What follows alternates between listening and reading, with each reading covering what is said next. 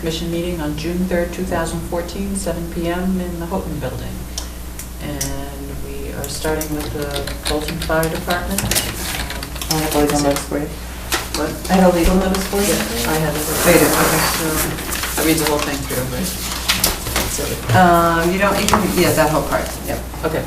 So the Bolton Conservation Commission will hold a public meeting under the provisions of Mass General Law, Chapter 131, Section 40, the Wetlands Protection Act and Riverfront Act, and under Bolton Wetland Bylaw, Section 1.18, to consider a request for determination of applicability filed by the Town of Bolton Fire Department for improvements to existing fire ponds, including, in part, the installation of dry hydrants and removing mud, silt, and vegetation at, well, I guess we're going to start with we're going to do them in order? Well, he did file them as one in one request for determination. Right. Okay, so now I read more.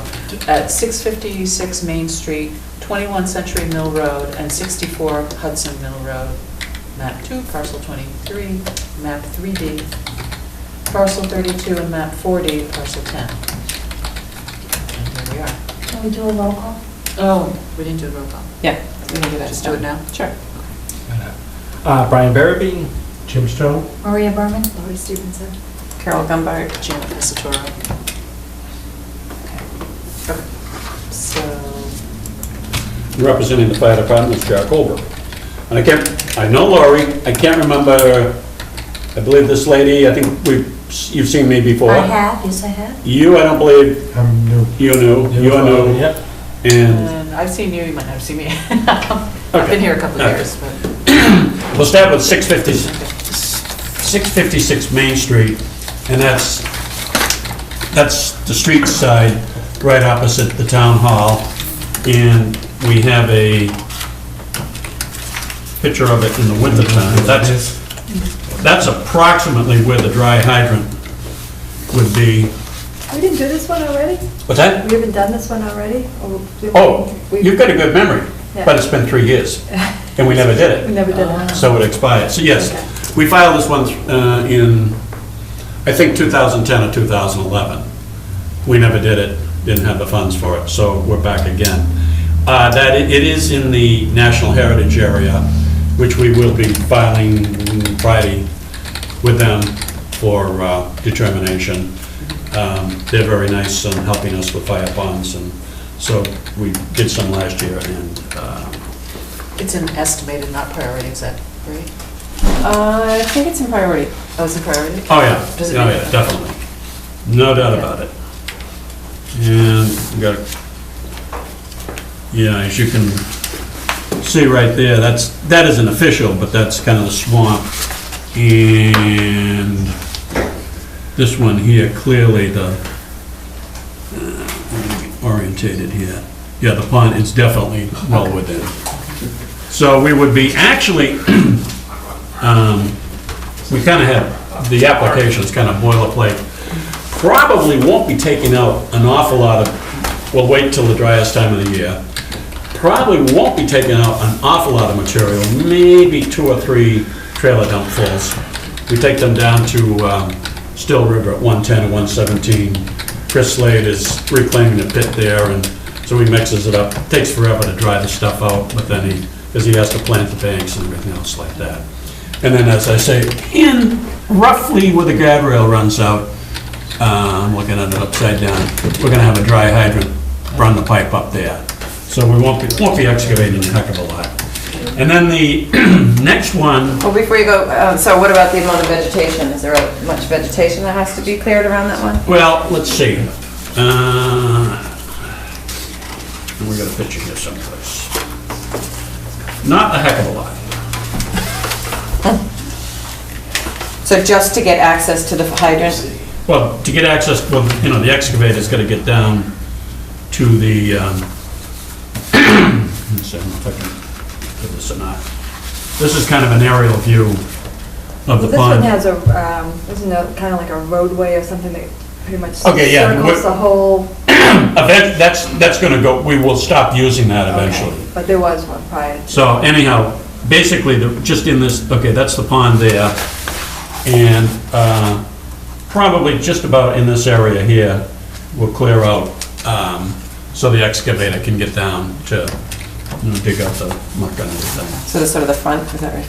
Well, not even the I front. couldn't see what it, Okay, probably right in the corner here. There are a lot of dead elms here they'll come down by themselves someday, so. And is that where the dry hydrant goes, or what is the dry hydrant? What is a dry hydrant? I didn't bring. Well, just, No, we didn't, Yeah, actually, I usually bring a diagram with, it's a pipe that goes down into the pond. We put a block on the bottom of the pond, keeps the pipe about 2 feet off the bottom of the pond, comes up. So that pond, particular pond, is totally inaccessible during the wintertime, and it's kind of a bear to get to even in the summertime, because we have to, as Lori pointed out, there's a road kind of goes down around the back. Max, I put an agenda up here for you.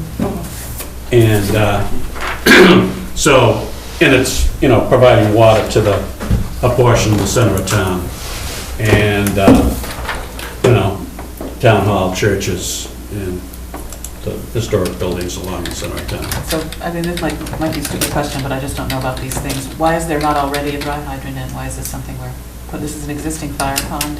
It's an existing fire pond, and the dry, we just haven't been doing them in the past, and we're just starting the program now to Oh, okay. get them in. We did So is one on it- Long Hill Road. It and makes it easier to? Oh, absolutely. Okay. It's the country's answer to a fire hydrant. Okay. But we have to hook up a hard suction, Yeah. draft the water out, but it's a heck of a lot easier and less, Less disturbance all year Okay. round, and in the wintertime, they can also have access to water that they didn't have access to without, Got it. when it's Okay. frozen or All right. under snow. because normally, if the dry hydrant isn't there, we have to get down with a chainsaw and cut a hole in the ice. Okay. And that's a little labor intensive. Especially I would when it's imagine not it's bad. saving time. Time, yeah, when you it'd be need it. critical. Yeah. Time is of the essence, so. Okay. So that's that one.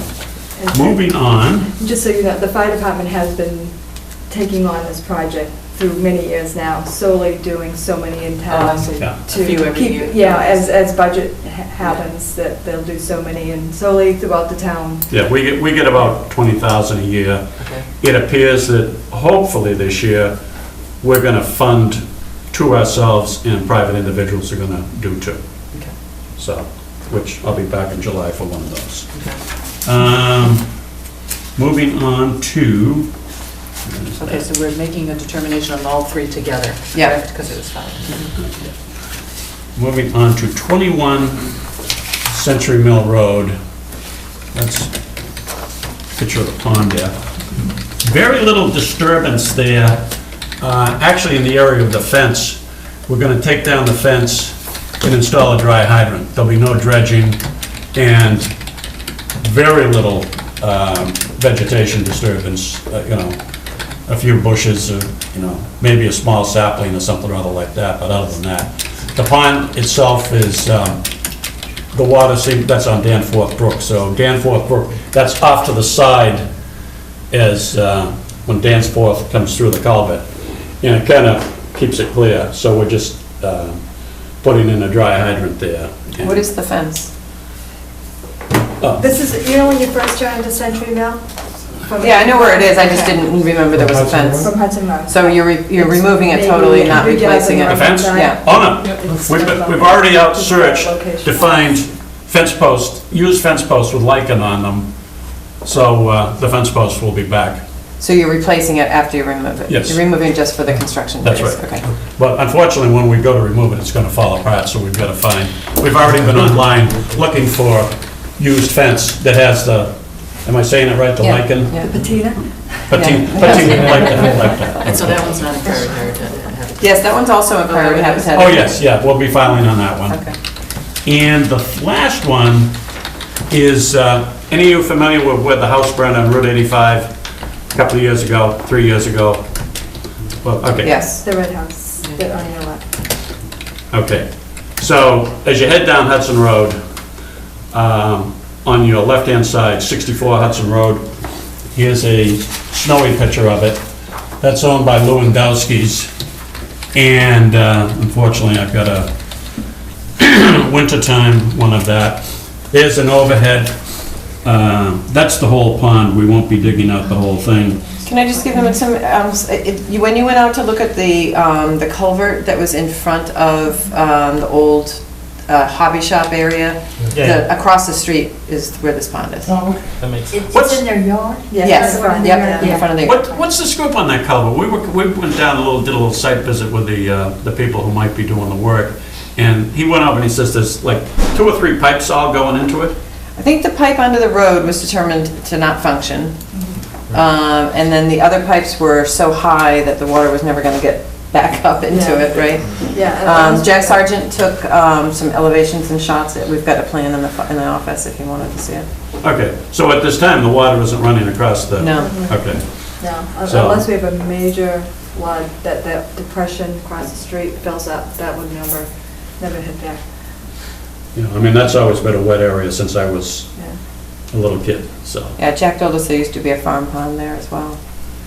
Yeah, There was a barn and there was a pond. a wet spot in the earth maybe, but, you know, not too Well, much. it's still wet. So anyhow, that's the 3 of them. Probably the most excavating will be at 64 Hudson Road, and we will not be doing that one this year because we don't have funds for that. We'll have funds for 656 and hopefully for 21.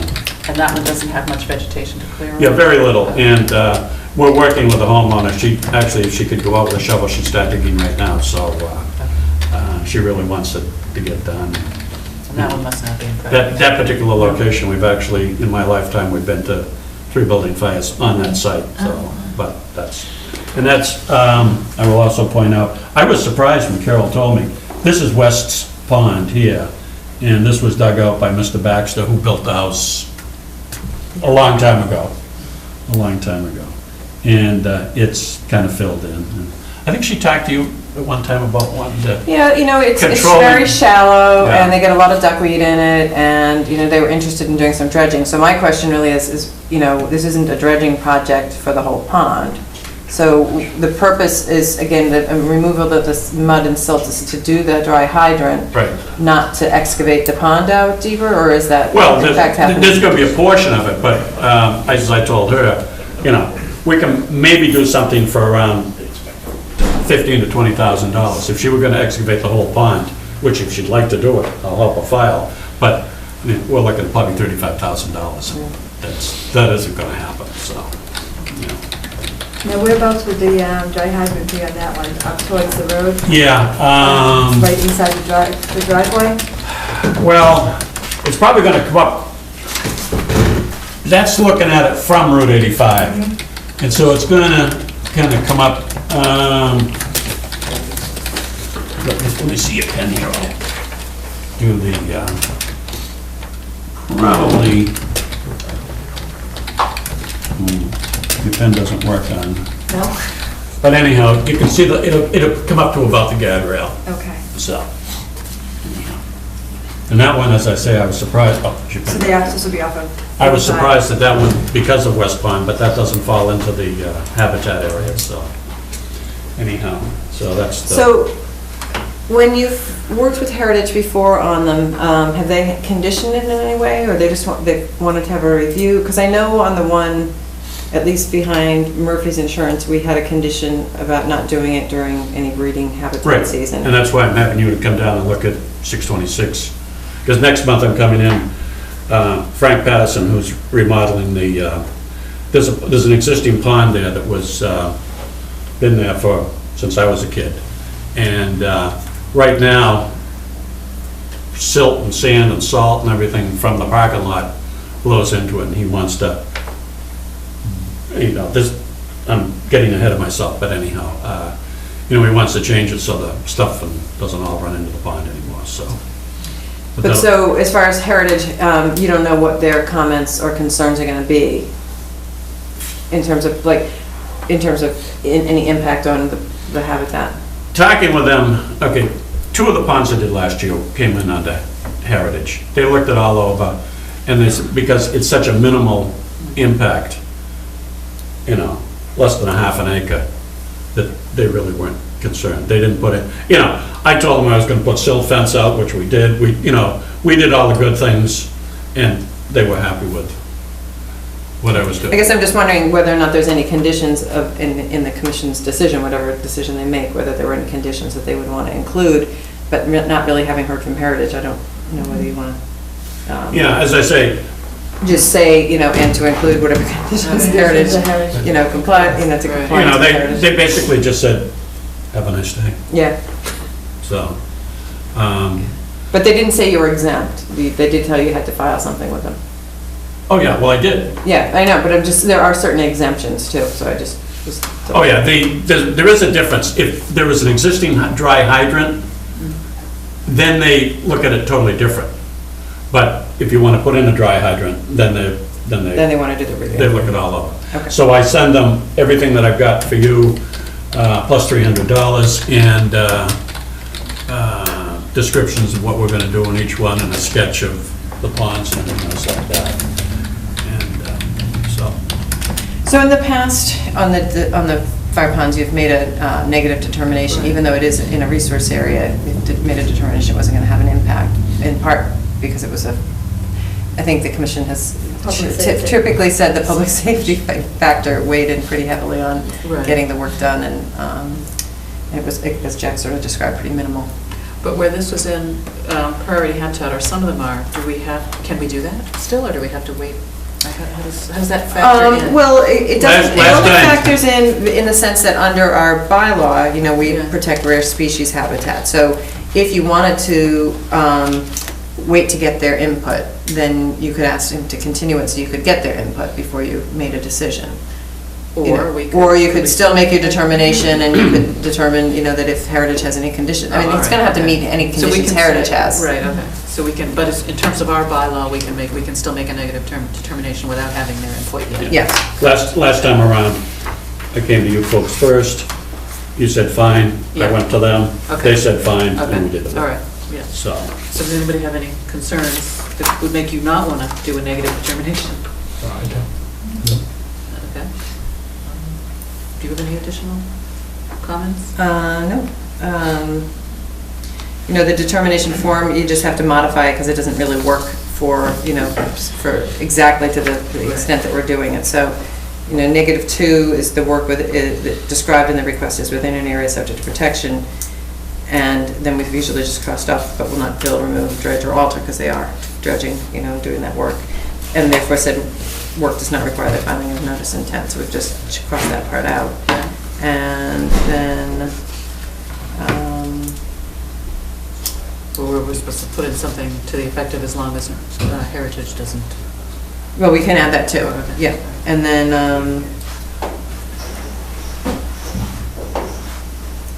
I think that was the only thing we did, was negative, we used the -2, because it's not just buffer zone. Okay, so then and last time around, when I got the determinations from Heritage, I came to Carol, so there's somewhere on file. Okay.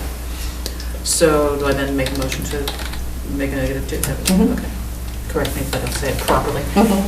Okay, so I'd like to make a motion that we make a negative determination based on the fact that public safety weighs in heavily here.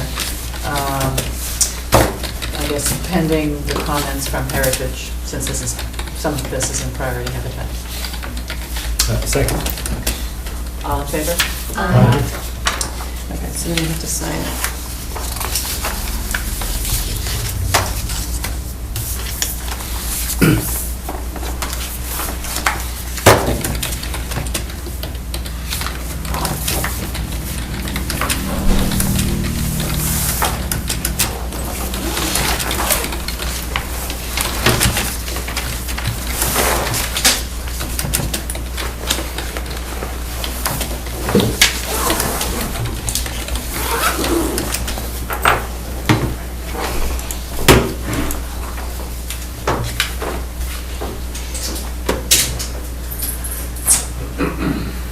So, do you want to pick this up from me when it's ready? Or do you want me to mail it? 'Cause You can mail it. I'll put it in the fire department mailbox. Yeah, because I'm not gonna be doing anything until August anyhow. And I'll drop on Thursday, I'll probably drop by the office before, and I'll have the other one for 626 Main Street. I'll be out in the morning. Yeah, will you be there just before you meet with me? Will you be there at 1? Yeah. Okay. On my way to Pond Park, I'll swing by. Was that decided? Pond Park? Yeah. Yeah, Martha's gonna meet us Okay, there, okay. so. Right.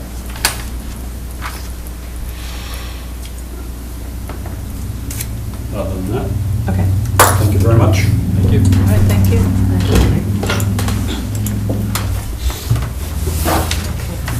Take care.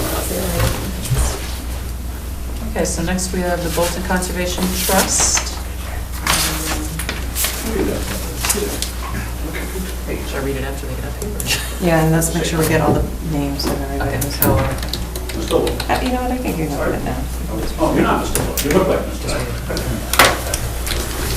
okay, the Bolton Conservation Commission will hold a public hearing under the provisions of the Mass General Law, Chapter 131, Section 40, Wetlands Protection Act and Riverfront Act, and under the Bolton Wetland Bylaw, Chapter 233, Tuesday, June 3rd, 7:15 PM. Here we are. 60, to consider a notice of intent filed by the Bolton Conservation Trust proposing to remove existing buildings, septic systems, utilities, and paved areas at 715, 717, 719, and 723 Main Street. So if you guys could introduce yourselves. Brandon Ducharme, Ducharme Dillis. Bob Rummer, I'm chair of the steering committee for this, and also am co-chair of the fundraising committee. And we have with us Ken Zito, who is part of that committee, and Dick Deaton, who is the director of the trust and also part of the committee. All right. So let me just give you a perspective on where we are right now. As you know, we purchased the land a couple of years ago. The primary objective was basically to clean up the land, mitigate the contamination that has been very long-standing, and do something generally in the public interest of the town and the community, both locally and generally, bring together the town on the project, and very definitely to financially come out home as the trust. This came out of some initial activities with Partners for Planning, eventually went to the town. The town decided not to get involved, both in terms of cost, but more importantly to them, the liability associated with the remediation of a contaminated site. So the trust basically took the position that it really needed to be cleaned up, nobody was doing anything with it, and basically went out and purchased the land and have moved forward with DEP now to go through the various phases of investigation and remediation alternatives and ultimately remediation. That's progressed to the point now of phase 2, which is the detailed intrusive investigation. We've been continuously in contact with DEP, and we're working with them to close some gaps that hadn't been closed in previous investigations. Where we are right now is we're now looking at the potential uses of the land, what the footprint looks like, what would be appropriate, what fits within the remediation strategy and wetlands and the buildings. There is an issue that is outstanding on 715 Main Street. That's the house directly across from Wattaquatic. There had been a great deal of discussion about removing that house. The Historical Commission has put out a plea that in fact it is a historical structure, and we will be working with them and with a number of other parties to look at alternatives and best ways to deal with the preservation of that house. So what we're here with you to talk about, obviously, is where we stand with respect to the environment and with respect to Wetlands, Rivers Act, et cetera. Simply because in order to move forward, we have two very important sets of input. What is reasonable within the site in view of the improvements that we believe we're making in terms of the contamination and general site cleanup, as well as ultimately what will be determined through surveys and charrettes to be the best and highest use of land in terms of the overall community, both the Main Street community, but in the broader sense, a number of other stakeholders that either are or should be, frankly, involved in this. So that's where we stand right now. And in order to move forward, it's basically a three-part effort. One will be resolution of 715 Main Street, determination of the broad use of the land, and then determination of what is appropriate in terms of the environmental limitations of the land. So that's kind of where we are right now. Brad? All right, so what we've done is we've prepared a notice of intent, and really what we're looking to do is enter into what's the first phase, which is naturalizing or basically preparing the site for redevelopment. And as we work through the Wetlands Protection Act, we're looking to work through the redevelopment provisions to develop these. So basically, as I think most of you are on, when we filed the ANRAD to solidify the wetland boundaries, I'll quickly just go over those. This is obviously Route 117, this is Wack Hill Road, heading west, heading east. It's about an 8-acre site, the limits of which are marked here in purple, right here. Great Brook flows in this direction right through this portion of the site. Underneath this building, there's an existing stone culvert that basically goes over here that daylights on the western edge there of the property. There is a floodplain within the channel. It's also considered a perennial stream, which carries with it a 200-foot limit of riverfront area, which is marked in this light blue line here. Also has bank, which is essentially the same as the limit of a bordering vegetated wetland, which has this orange buffer zone. There's also an intermittent stream that kind of flows along this blue mark here, loops around here, and actually feeds into Great Brook. And this green is the limit of the DVW, bordering vegetated wetland, associated with that intermittent stream. And this orange line is the buffer zone that kind of comes into the site here. Right about here, this is the existing wood line. All the development is on this half of the property here. As you can see, this line is the approximate limit of estimated habitat of rare wildlife, which is on the back piece here, which is presently within the wooded area of the site. The whole back here is wooded. Just a quick question. Yeah. This is the buffer zone for the bank? Is that what you said? Well, it's a number of things. This is the wetland, these green here. So Yeah. particularly when you're pointing at this, it's to the wetland. Oh. But there's also some BVW associated with the bank along Great Brook. Okay, so not every stream has a bank. I was just gonna say, why doesn't it go all the way to there? Like it's going, why isn't the bank all the way along the? Well, this is the stream channel here. Oh, So the bank is basically right along the edge. It's essentially a dug stream. It's stone lined. It's stone lined, you know. oh, it's stone, so we yeah. don't count that as? Who it Okay, I'm is. just asking. Yeah. Why So this doesn't is extend? all Why buffer isn't- zone. So the only part that's Oh. outside of the buffer zone is just this. Oh, the only this part little- outside, I got It's just you, this okay. little island right here and over here. All So right. yeah, this is entirely all All right, buffer I zone. got it. What's the nature of the contamination? It's certainly petroleum, MTD, the solutions, tetraethyl lead, which wasn't a solution. And that's very limited. At this point, natural attenuation has gotten pollution down to very low levels. There is a certain amount of arsenic, but it's slightly above background levels, may very well be background because of the arsenic levels in eastern Massachusetts, which even the EPA Division 1 has agreed are very unusual and apparently hasn't affected the health of the residents. And then the third part of it is lead. And the lead is in this area right here. There's a fence, a hurricane fence around that. So basically you have what I would characterize as the normal petroleum contamination that you would see associated with a gas station. And then on top. So they had been looking at Oh, yeah, 7 years. Yeah, it's been there, practically forever in the memory of even the elder citizens of Lowell. They used to store their junk cars out there. Yeah. It was all, We're doing better. and the school buses parked out there. So there was a lot of activity. And we suspect at this point that the lead has a lot to do with batteries.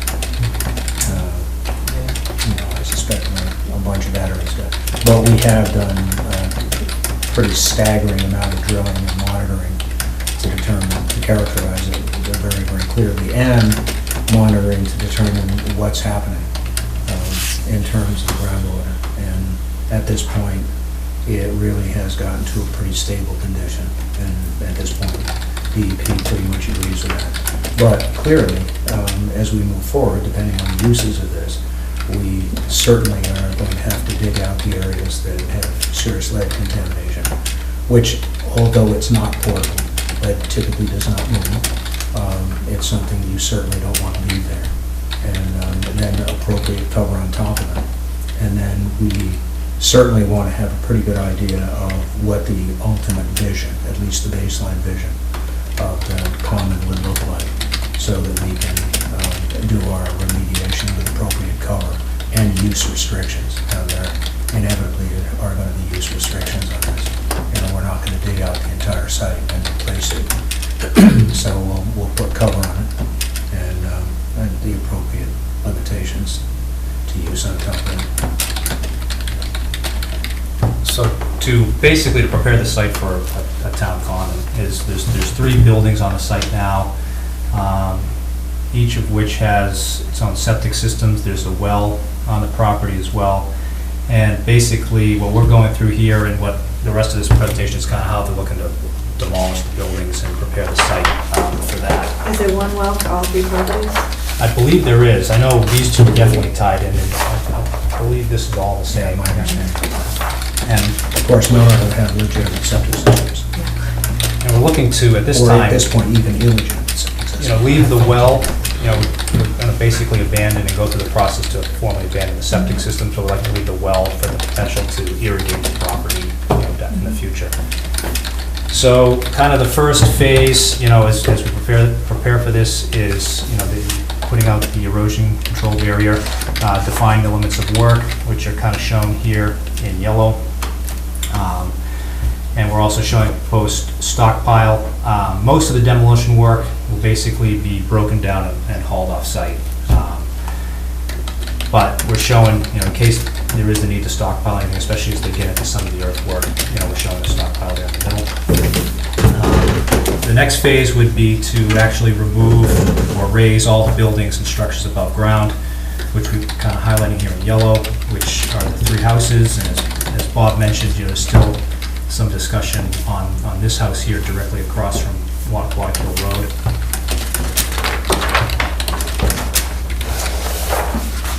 The next aspect of doing this would be looking at all the existing paving, the foundation slabs, and utilities. So when we talk about that, there's some concrete in the front, there's pavement and concrete all around the existing building. There's going to be the slab and foundation for the buildings. There's a septic system here. All those, any existing tankage needs to be crushed and filled and perforated. The leach fields can be left in place, but they basically need to be capped, and they can kind of just leave them in Are they place. septic or cesspools? Well, and that's the question. Do we know? This is pretty clearly a cesspool, Uh-huh. the one that's right backed up against 715. Yeah, As this is the is this only one. one that, That has what you would, a very, very basic septic system. This is just simply an identified location, isn't it? correct, Yeah. yeah. So that's not an existing septic system, and the only potential tank, and we've done some investigation, is something that's shown in a couple of drawings back here. And we think that may have been a fuel oil tank, but I've spent a fair amount of time looking at that, and it looks, including last weekend, and it looks like that was removed. We found the piping that went to it, there's no vent, there's no fill, and there's a very clean cut in the piping, and we can't find the rest of it, but ultimately we'll certainly have to investigate that. there's some existing utility poles out here, so basically looking to remove any overhead wires, utility poles that kind of come back into the site here. As we mentioned previously, the existing garage, the culvert or the stream actually flows right underneath the building, and it's within a stone culvert, which is basically stones on the side, and then there's essentially large capstones on the top. And there's been some restricted flow in here, and we're not entirely sure whether the capstones have fallen in, or it's just simply that there's debris and whatnot that just kind of... The concrete forms have also forming a trash rack, which is not a good thing to have in the middle of the stream. So, the challenge is going to be removing the existing foundation without compromising the existing stream channel. And as part of this filing, we've shown basically a reconstructed stream channel, which is going to open it up. But the intent also would be if the sides, the stone sides, are structurally sound and in place, I'd like to just take the capstones off and kind of just leave it as a fieldstone lined stream channel. It'll make it easier to control things like future erosion and that sort of thing, and also it'll aesthetically be Well, historically, Great Brook in several different spots is completely lined with stone. Exactly. Even in down-eastern town, it's completely lined in different channel areas. Yeah. So that would be the intent if we can make it happen. If not, we're showing some grading. We're showing a head wall here, which would be at the westerly edge of the building, which is, all this work is going to be here. So it would be opening up that stream channel. We'll be stabilizing the side slopes, assuming that we're not able to maintain the existing stone walls. And then there's going to be an existing head wall here on the end.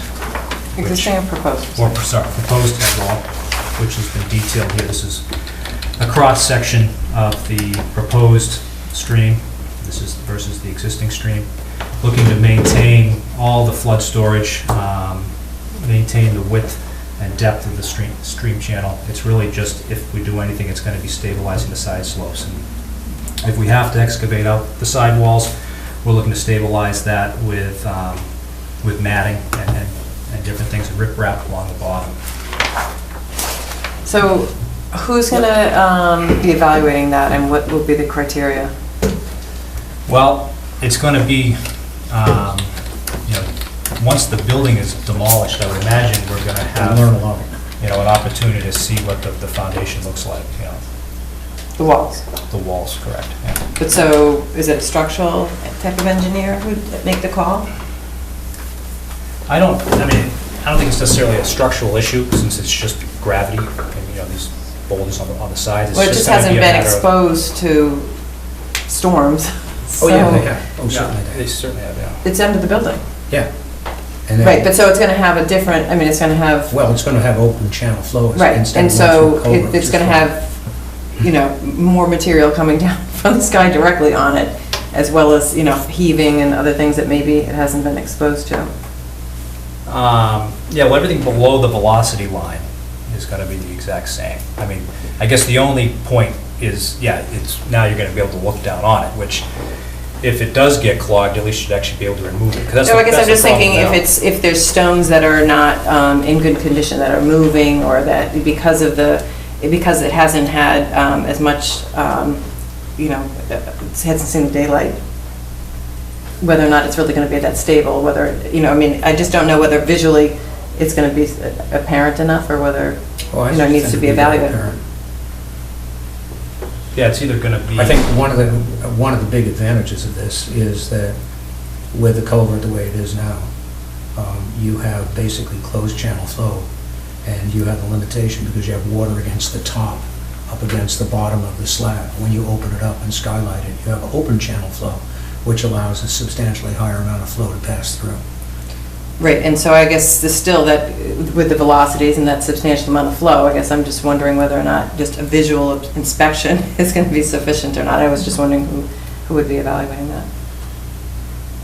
Yeah, I guess we planned on evaluating. It's nothing, there's no real structural calcs, or it's not an engineered structure per se. It's really just looking at, once those capstones come off, it's just going to be whether or not you can remove those without the sides caving in.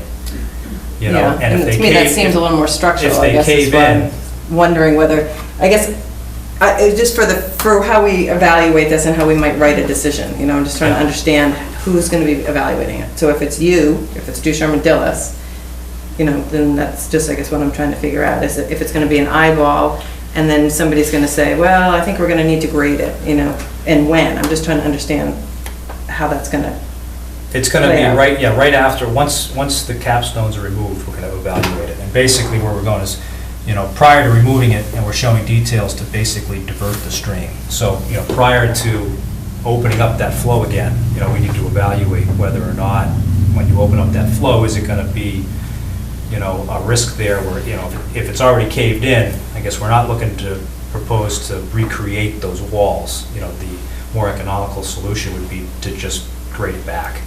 But, so if there's a few stones, it might be okay, but if Correct. it's a certain percentage, then if you're it gonna. gets to the point where it's gonna be a much bigger job, and you gotta get a mason out there to basically, you know, reset up the entire wall, it's just gonna get very costly. I have a lot of experience in that area. You probably do. I just need to know so that when we're Sure, drafting yeah. something, I have a better sense of whether, who's gonna make a call, when we're gonna know when it goes to a different phase. Right. You know, whether it's gonna be left alone or if it's gonna be, you know, how that's gonna get evaluated. So anyway, that was what I was trying to figure out. Sure. Yeah. And, how are you gonna go, are you gonna talk about how you're gonna dam it then? Or- Sure, yep. So what we're proposing to do is essentially, I think it's the same type of thing we've done on some of these other culverts around town, is they're gonna sink a temporary pumping station, which is detailed here in the back. Essentially, you're gonna dig down into the stream channel, and it's an inverted piece of perforated pipe, you know, a large diameter pipe that goes down, bedded in stone. There's gonna be a pump down within that pipe that's gonna pump up. On the downhill side of that, there's going to be a sandbag dam, which again is detailed here. So you've got, you know, a number of sandbags that you work up, and then you've got an impervious membrane that kind of leaves down in there. And once you get that set up and the pump's running, that's gonna pump up. And what we're looking at is actually, there's this existing finger, which is if you've been out to the site, it's pretty, it's not the most pristine swale, we'll say. There's a lot of invasive species, and there's, you know, some sedimentation there. So ideally, what we'd like to do is, you know, pump over to here, would have a sediment trap, and we're looking to put down some erosion control blanket, just as this spills over and goes down into the wetland, just to eliminate the risk of any scouring. And that'll basically feed down through this wetland before it gets down into Great Brook there.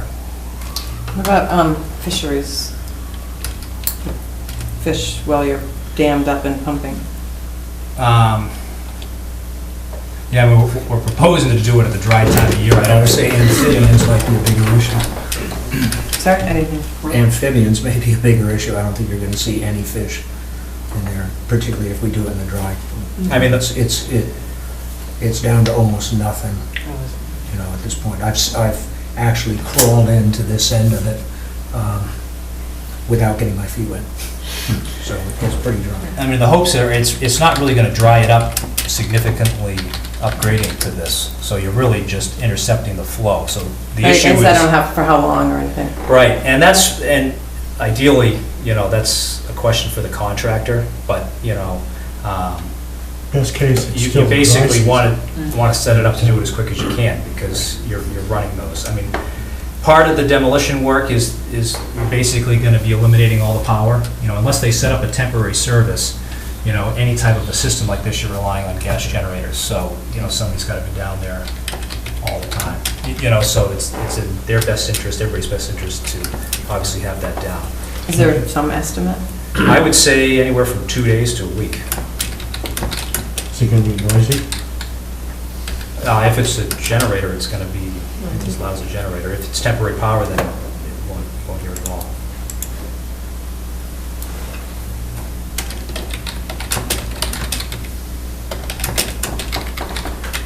I guess I don't have as much concern with the amphibians as much, just because they can get up and move. It's a fish that Yeah, can what I'm travel. saying though is I don't think we're gonna see, I just don't know, I mean, has it been evaluated, the fisheries habitat there?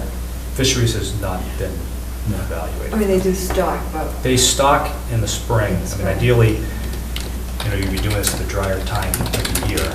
they stock considerably further downstream, like my backyard to an extent. yeah. Right How'd up you from work that out? It just happens.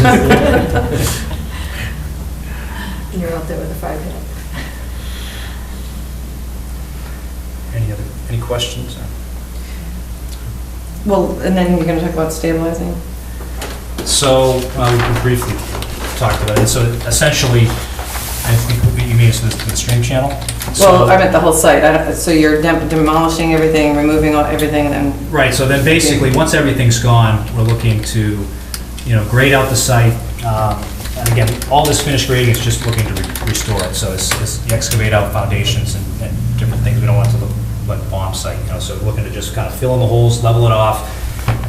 There could be a time frame here before any future development happens. So we're looking to loam it, seed it, you know, so at least as you drive by and look in, it's going to be, you know, vegetated. The ideal Stabilized. situation would be to do the demolition and open up the stream, and then know pretty much what we need is a base design, and go ahead with the civil works at the same time, so that we're not doing it twice. You know, it's a reduction of risk, and it certainly makes economic sense. But that's one of the reasons we want to complete our Phase 3 design, the remediation alternatives, so that we can combine that with the demolition and make sure it all gets done as quickly as possible, pretty much in one, you know, a pair of contracts, and conceivably one contract. Conceivably, the civil works and the demolition could be done, but at the moment, we're planning for 2 separate contracts, one following the other very closely. okay, so you're talking about contamination as your phase 3, contamination removal, Yes. cleanup, okay. Mhm. So that's the lead area, Mhm. it's, But it's also putting the cover on, you know, making sure that the overall remediation to meet the overall objectives of the site are in but, place. so we don't have that information, right, as to what that's We gonna don't be? know. no. But so you're proposing to do work, but we don't know what it's gonna be? Well, ultimately, we know what we're going to do here. It's basically the demolition and remediation, but the next phase would be to, once we go through the overall determination of what it's ultimately going to look like, exactly what the configuration of the cover is going to look like. Okay, but that's not part of this notice then? No. Okay, so that'll be separate, Correct. but, okay, I just wasn't But sure what if we that. ultimately would what like to do phase is we were- connect the two. Yeah. Mhm. And that's Phase 3. So, like, I guess I got a couple questions. One is your access still from the front to the back. Are you leaving, are you forming a bridge? Are you leaving some kind of, We're just leaving it here. you're just leaving that That's what section we're of doing. pavement? Yeah, this, So it's you're only almost, removing the building itself? yeah, it's like a little better than 100 feet. Mhm. It's basically going to be, Flat. you know, where it is now. Yeah. But the asphalt itself is being removed? Nope, all the That's asphalt, all the staying impervious and basically. Straight back as far as it goes, or just over the bridge? All the way back to the wood To line. where it's- Everything where is it's- going to be. As you can see, that's broken asphalt all over. the Oh, place. it's going to be removed? Is going to be I'm removed. sorry, okay. Yeah. all right. So, but is that shown on the plans, the extent of Yes. asphalt? But Yeah, you- that's but you're what this leaving plan is. the drive-through, so it'll be a dirt surface? It's not, it's going to be You're showing a just, construction access. I mean, we're I think. showing a construction access. And again, there's a note on there that obviously when the pavement's in place, you don't need it. But once the pavement is gone, then, you know, there will be a construction access that goes through. We're also proposing, we should talk about this, steel plating to kind of go over that culvert so as heavy machinery passes in and out, you know, we're not going to, you know, cause any You may need the damage. construction access before the pavement's gone too, just with material Correct. coming back and forth, so it's not coming out on the street. Correct, yeah. So, and so you had a detail on that? I can't remember. Yeah. Is that answering your question or not? Yeah, well, I want to know how they're getting back and forth, and, how is they protecting the stream? Yeah, we didn't want to On the daylight the stream and then build a 117 new side, bridge. yeah, as on the opposed to using 117 it side. Are you planning on building a new bridge after the fact? Not at this point. So you won't have any access from the street side to the other side? No, we'll just use the existing. They're leaving that section You're gonna culvert. leave it. We're gonna leave that. And that Yeah, will we're only be- gonna daylight it to this point. The only thing that's going to be exposed is what's underneath the Under existing the building. buildings. Okay. So as you look from 117 to the back, what you see going back is going to look the exact same. Exact It's same. just, instead of pavement, it's going to be vegetated. Okay. Yeah. And this is on the first page of erosion control. This shows the existing construction access, with a note, temporary construction access. Use existing pavement and/or place trap rock, once that pavement's removed. And then this is the steel plating that will be installed over the existing stone culvert. I'm running behind, I just. But as part of the remediation, we really do have to take up the foundation Ah, and daylight this way. That's- When you're removing the contaminated soils in the back, if that's a hay bale line of any sort, because obviously the stream will be open at that point. In this area, So we're- What kind of protection? So yeah, once this is opened up, that hay bale line will move Will continue to over? the end. Yep. Okay, so now I'm confused. So you are removing the material, contaminating material as part of this notice? yes, No, I think we were just talking about opening up the stream. yeah. But eventually we No, will. Lori was, Yeah, But when they eventually- do remove the contaminated soil, which would be after the buildings are gone? but as part of this notice of intent, No. is that it's No. not included? Okay, No, sorry, I'm just- so in the future, a In the future future. notice of intent when they come back to do, Would okay, have sorry. erosion control and all Yeah. that. Correct, Okay. yes. And that's all part of the civil works. And that's kind of the gray area as far as the act and looking to phase this, where essentially what you see is we're filing for a notice of intent, but not all the work that's going to happen on the site is being proposed at this time. And the reason why that's important is as we move through the redevelopment provisions of the Wetland Protection Act, essentially all of this area is within the 200-foot riverfront area, which we're limited to 10% or 5,000 square feet, whichever is greater. And it's larger than that. So, if there's a town common in the future, that is all part of this scope of the project, where the end result, once this piece is developed, we need to demonstrate that it's an environmental improvement, and again, that comes down to removing impervious surfaces, opening up the stream where it makes sense. There's probably mitigation plantings and those sorts of things. Right, so that's the As part well I as the still sort of overall see as, remediation. that I don't quite get. So from the improvement standpoint, I don't think we would necessarily just want it to be loam and seed, like a grassed area. We would want it to be enhanced, so I don't really get what you're Exactly. Until we know what they're going to do with the site, it's kind of hard to show a planting plan. So right now, we're looking to loam and seed it as if you would when you have a subdivision under construction and you're just trying to stabilize it. And essentially when building comes there, and that's going to be part of this, and we'd like it, there to be wording there that basically says, mitigation is going to need to be done, and it's part of, redeveloping this piece as a whole. The environmental improvement is the remediation. Yes, and so there's several big things, that's what I want to point out. It's the remediation, and the other thing is you look at, are you looking to do all the work now and all the remediation later? No, I mean, the other half is we're immediately removing all the impervious surfaces on the site Right. directly within the riverfront area. And I get that, I guess, I just, from the riverfront standpoint and the stream standpoint, I think not, if the commission, in the charrettes or whatever says, no, we really would like to see this vegetated in a way that it's providing habitat and, blah, blah, blah. And then somebody else is like, oh, no, we want to have that vision of that green.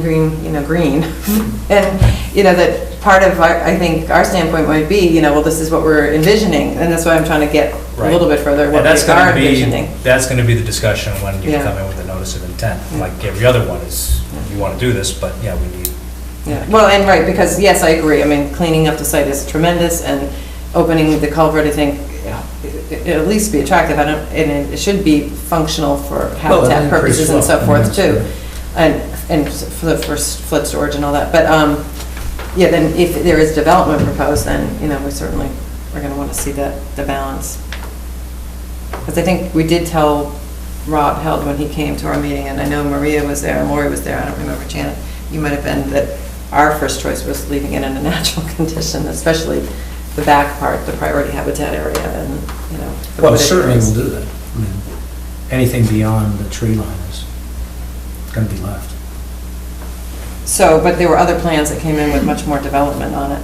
You know, there were many scenarios of development. And I think we're very much focusing on a lower town common, Okay. and above that, completely natural with trails, and that's pretty much it. Okay, so we're not The talking about consensus of the opinion big at this shop point is- anymore, or, And, No, I mean, frankly, the economics at this point prohibit any kind of development like that. It just doesn't work. okay, And so we're on our way into getting much more input from the community and going after very substantial fundraising in order to avoid, basically what it amounts to is subsidizing development. And Mhm. that's really not the business we're in, nor Mhm. is it our charter. okay. Okay, so do we need to do a site visit? I think it'd be a great idea if you did. I think it would help you, I know Jim may not be that familiar, Ryan, you I know it see pretty it well, probably all the yeah. time, but I don't know if you've been behind it much. We've hiked over there all the time we walk. Oh, okay, so you do the trails a lot. Yes, but it would be Maria, great I to don't see know. everybody. I've walked it already extensively Yeah, last year. I've turned left in front of it, that's it. I think from a visionary standpoint, it probably is worth your time to do that. And it sounds like Bob thinks it would be good to have everybody Yeah, I see mean, it. my view at this point is that you step back and you take a look from the tree line of what it could be, Mhm. and then you look behind it at what it is and what it will be. And, with all due respect, I think it's a substantial improvement, even from an aesthetic environmental surface perspective. And you look a few inches underground, and it's a tremendous improvement. Was the zoning changing so that they can't develop it? You can't now. Okay. It's residential zone. Ah. I mean, they lost that right. When the family decided they weren't going to continue the gas station, they lost the pre-existing non-conforming. So That's- does that it's just gone. check if there's anybody in public who wants to comment? Oh, Or wait. you don't do anything So does anybody out there want to comment on this? Okay. So when you want to do a site visit? Do you guys still do the Sunday morning ones? Is that how you've been doing it? Weekdays. What? After work? After work. Oh, afterward. Yeah. Um, You want to go? I have a site visit at 6 next Tuesday already, but I could PM? probably do 6:30.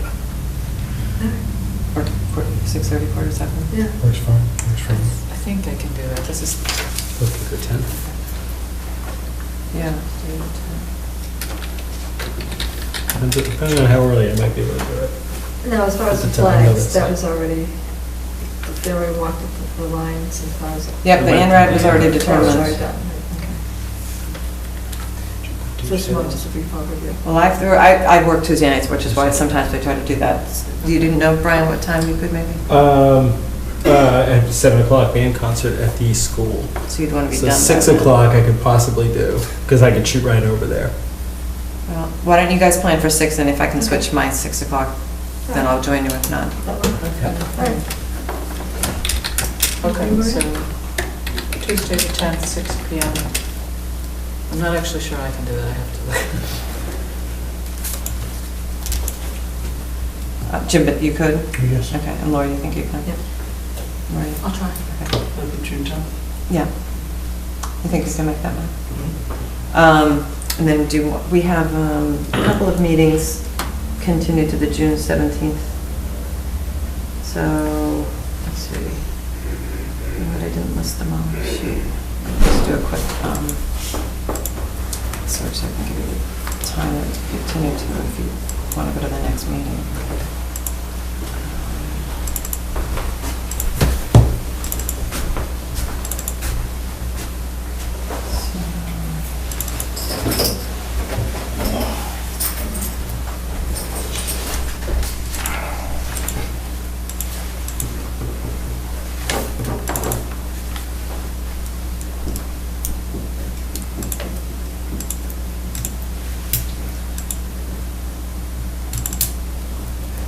Okay, so it'd have to be 8:15 would be the earliest on June 17th. So is that a motion?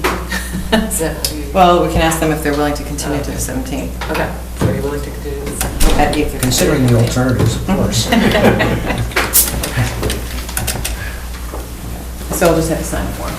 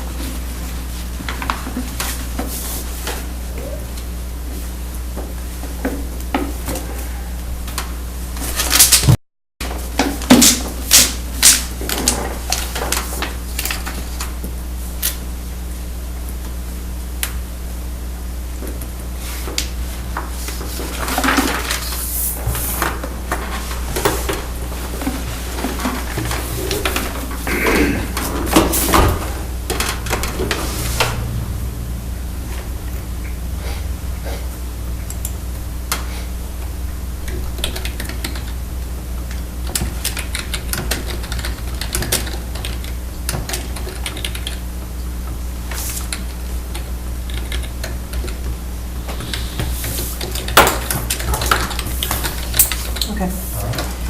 Great, okay. Great, thank you. Thank you.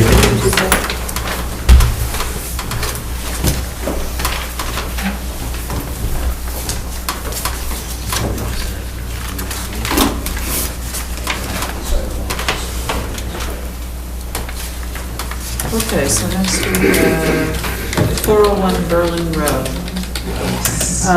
I received an email from their consultant today asking us to continue the meeting, so you have to open it and continue. And I was here, I know there was a neighbor here earlier, but it looks like he left.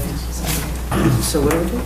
So you should open it, and then I'll tell you the request to continue, and we can vote to continue. So I read the whole thing? Yeah.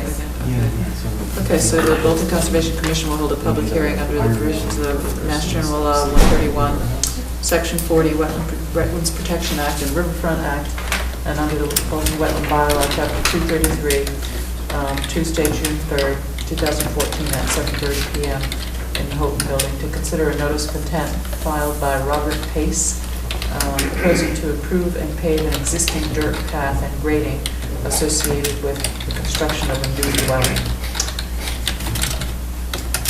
And they've requested to.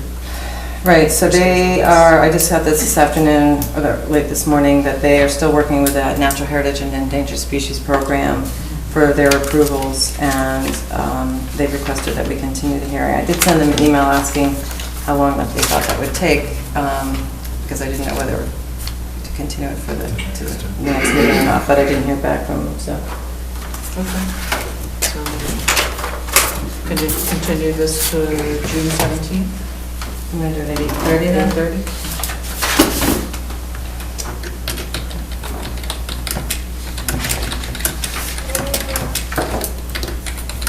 Ready for the next, or you want to? Right, I'm ready for that. Okay, next one is Rankin, 1141 Main Street.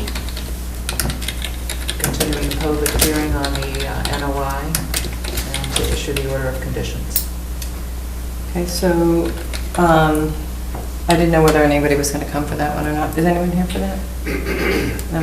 So, they did submit the revised plan with the size of the trees and shrubs that were being proposed for the planting area.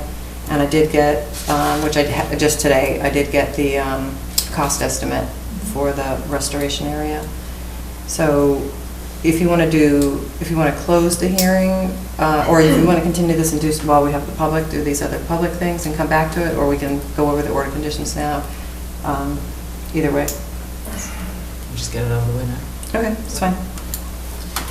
So I didn't send you that order because I didn't have the material in part and didn't have it finished until today, so.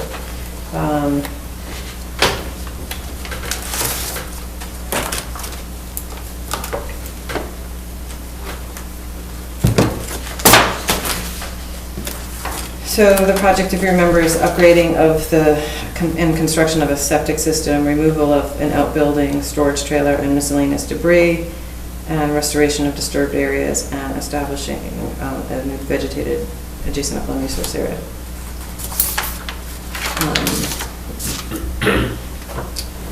So with the findings, I made some findings that the commission finds that intermittent stream was put in a culvert that runs across the midsection of the property, and the commission finds the outbuildings are in poor condition, surrounded by miscellaneous debris.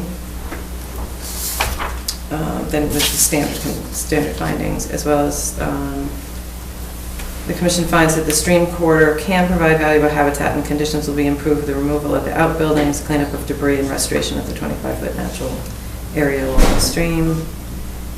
And under the adjacent upland resource area, the commission finds the aura is primarily in the disturbed conditions with dilapidated buildings, debris, lawns, and invasive plants.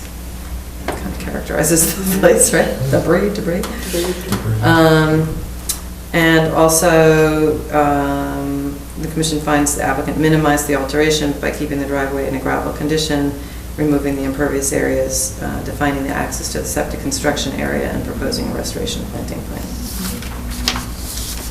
So, what I didn't have in the draft, and haven't drafted it in yet because I just got it a little later,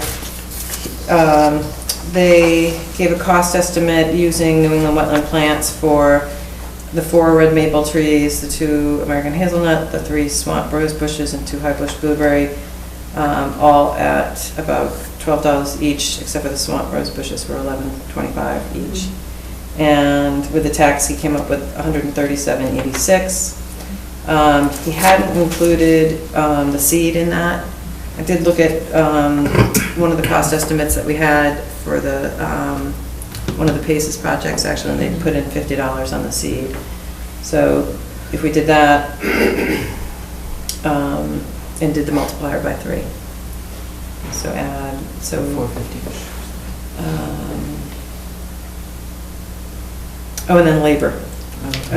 He had put in $240 for labor.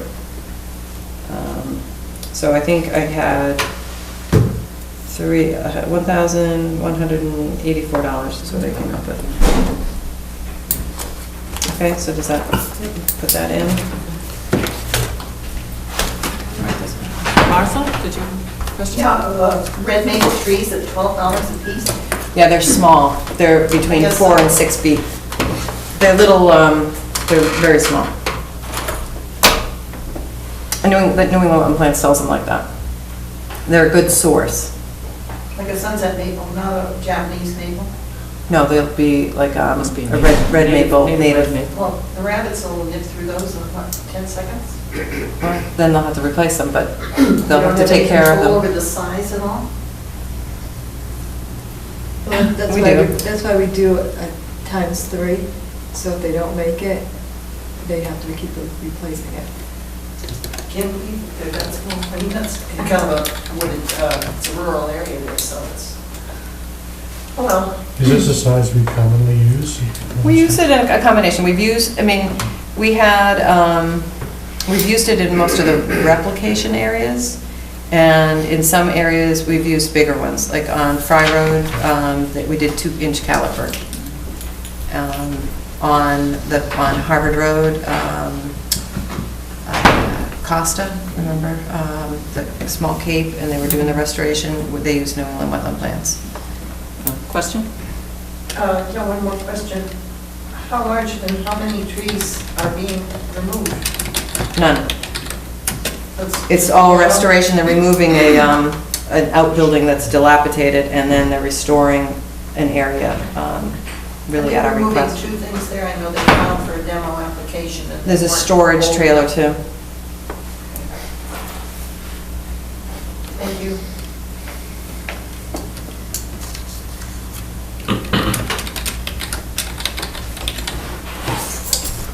And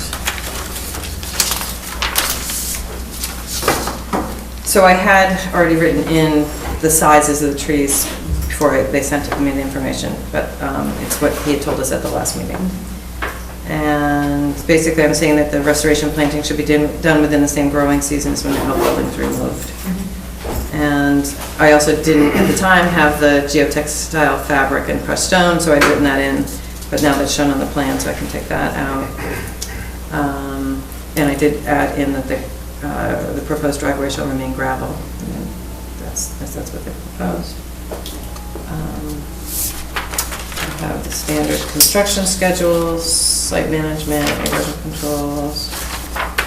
And then just in the restoration section, again, within the same growing season, that they have to monitor it, and, that we give notice if they haven't, all of that.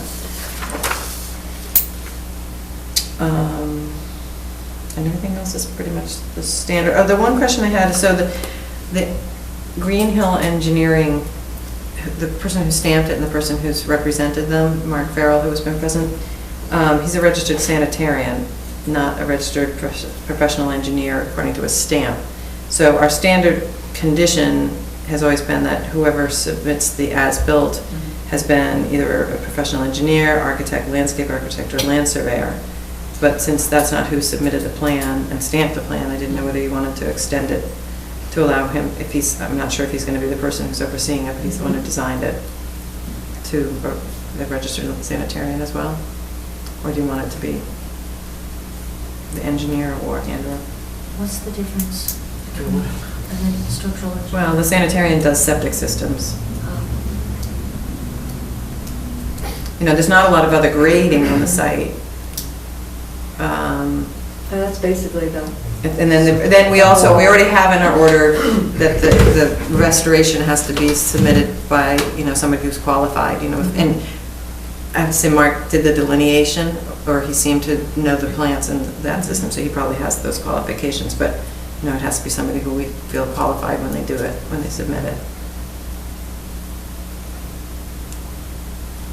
I'm comfortable with them. Okay. Yeah, how comfortable are you? He actually seemed very knowledgeable about. Well, we've never had it in our boilerplate, so it's just that I noticed that his stamp is a sanitarian, not an engineer, so.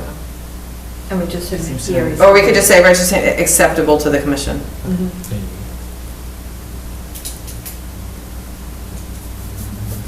Okay, so that's what I have. That one. And then just under the Wetlands Protection Act, we would not include all the escrow and fees, otherwise the conditions would be similar. Because we can't do that under the Wetlands Protection, just under the bylaw. Repeat this. Under the Wetlands Protection Act, I won't have the conditions for the security escrow, because we aren't allowed to do that under the Wetlands Protection Act. Okay, so we're all signing this? We have to vote to close it and vote to issue based on what it. Okay, so make a motion that we close the meeting and, how am I wording this? Close the hearing and vote to Close the hearing. issue the order conditions under the bylaw and under the Wetlands Protection Act as discussed. Okay, and issue the order under the conditions discussed and, I'm sorry, I didn't get The order conditions under the Wetlands bylaw and under the Wetlands Protection Act. the order of conditions under the Wetlands bylaw and the Wetlands Protection Act. Is that it? With the conditions as discussed. With the conditions as discussed. Second. All in favor? Aye. Okay. Are we signing both of these? Yes.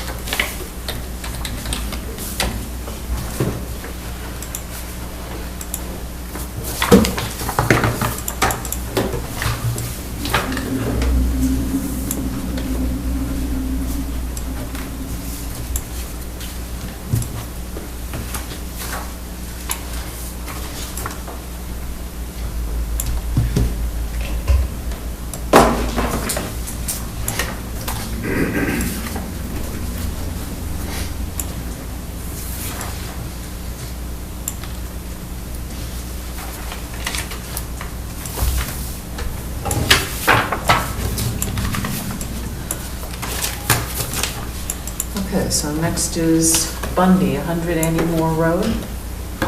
Continue the public hearing on the notice of intent and issue an order of conditions. Anybody here for that? I thought Jonathan was actually going to come. He told me today he was going to come, but, so we continued this hearing also so that he could add to his restoration plan, and that was for both for the carriage shed, and he was going to also look at the parking area. And so I did receive his restoration plan, I think, late last week, so I did draft that order and sent it out to you. But then I got the hard copy plan today, so I'll just show you. I didn't see anything in the materials that you sent out that mentioned the parking area. I don't know. He hadn't sent that information to me, so today, what he's... So it wasn't just that I missed it? No, I don't think so. I think he just had the restoration information. And if he was here, I'd have him explain what he has on here. But, so this is the section, I think that, he didn't really color what the orange means, but I guess this is the restoration area, so I'm Yeah, assuming this is yeah. restoration as well. And so at least he's got a measurement out, so 35 feet out. This whole thing, I guess, is 53 feet, so it looks like half of that. He's proposing that would be restored, and I guess then keep some of that. It's more like where I was parking as well, I think where you were parking. What's this distance? Well, probably 53 around, I think, let's see. Let me see if I can get my scale.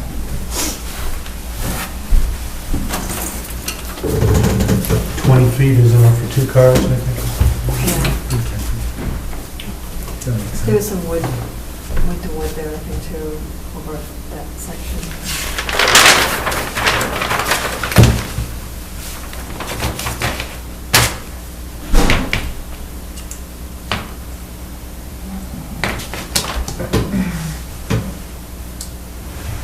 Yeah, so it's about 35.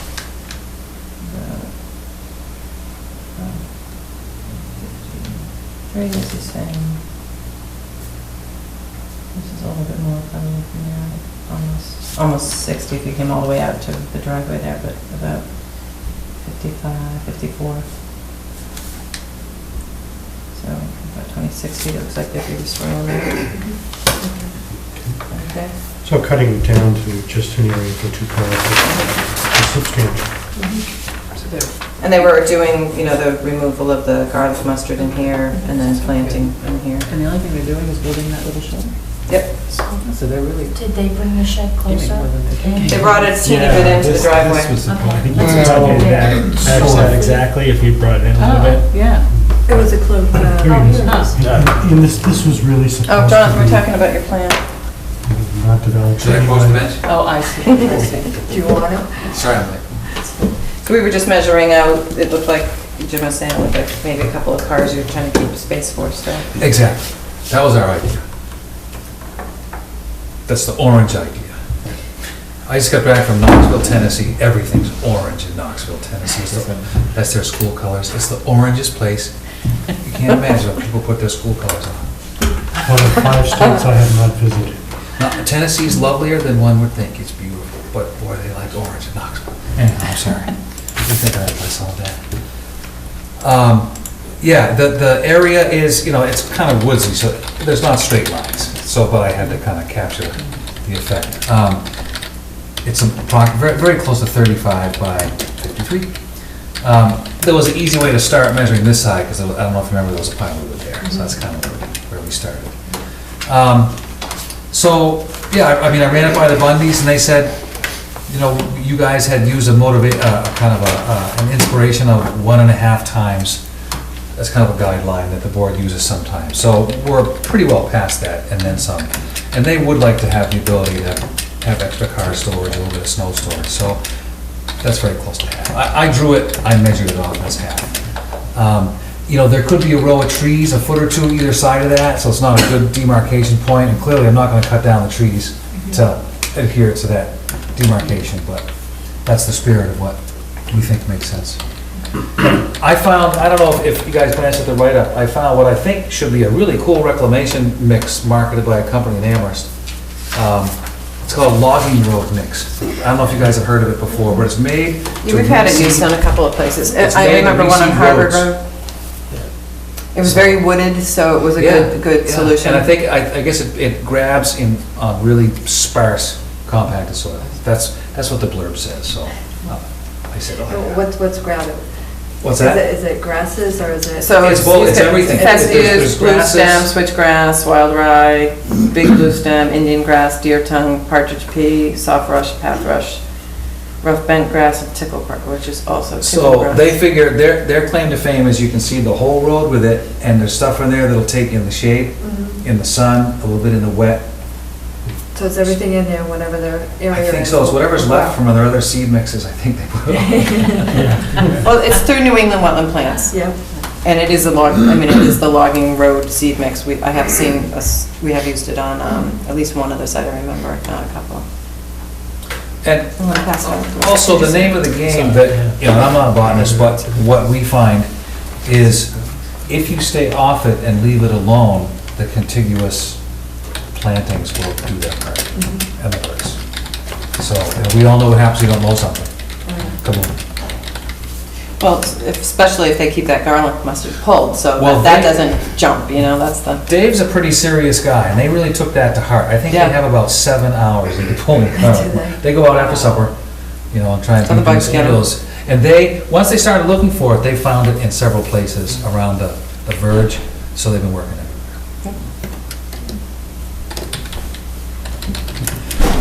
So do you want to review the order at all? Or did anyone have any questions on what I sent out? Let me just see if I had any questions.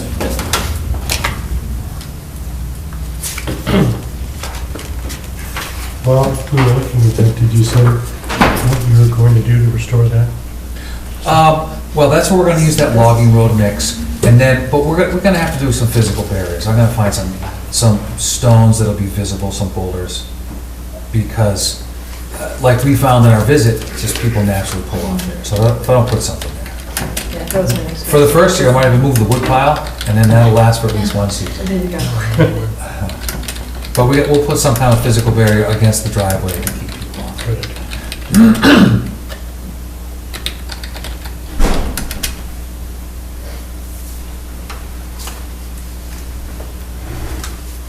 And that front page had the planting for the others.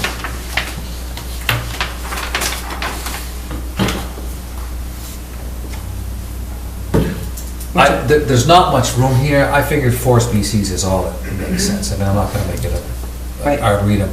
3 of those I know I can get right out here. At least 2 of them I know are in the way where the building is, the red maples and the white pines. White pines we got. And then I know, I'm not sure if they're right here, I know they're a high-bush blueberry, there's a bunch over here. So if I can't find them, it's a little area, we'll just purchase what we need to fill it out. And to be honest, if you use mature tree spacing, not too many that are gonna go in there. When white pines are free, in personal experience and then with clients, we tend to overplant and then try and cull them, remember to cull them, pick the nicest ones. So you're transplanting from trees that were going to be cleared for some reason? Well, that's what that was For kind the of a shed, fun idea. where we the had. shed's Oh, gonna where- go. From where the shed is. Yeah, right there. Okay. And conserving There's some small stuff. That's Yeah, right. Yeah, but Yeah, there's within a every minute, we size. started. There's Yeah, every We haven't size. started that yet, There's our joint just session. pencils right up to waist high, Yeah. so. Um, And they're we're just running a gonna little bear behind. root, so I'll put a bunch in, and some of them will take, I guarantee. And they're right there, Mr. Bundy can water them. Especially, it's not like they bake in the sun all day long. No, they're pretty well protected. Okay, so anything else on this one? Can I just ask, did you, yeah, you did, okay. I didn't put the escrow amounts in yet because I guess I just didn't have it at the time when I drafted this before I sent it out. Did I put them in? Sorry. I don't remember. Oh, yeah, I did, okay, yeah. Okay, so now. So you can close the hearing, Close it. Okay. same motion. Okay,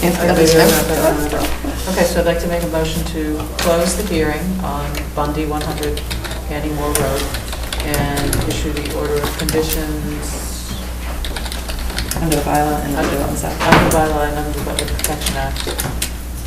Second. Oh, as drafted. As drafted, okay. All in favor?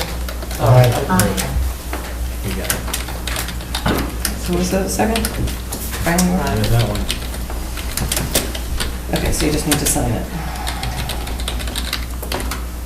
And then. All right, so Jonathan, am I mailing these to you? You're gonna pick them up? I'll pick it You want up. me to send them to the Bundys? They have to be recorded. Well, yeah, I'll record it, because I go to Worcester every day, Okay. so that's, So I'll let you know when they're ready. yes, give me You an can email decide or whether you phone want that. message, and I'll swing by or have David come by, and we'll get them to us.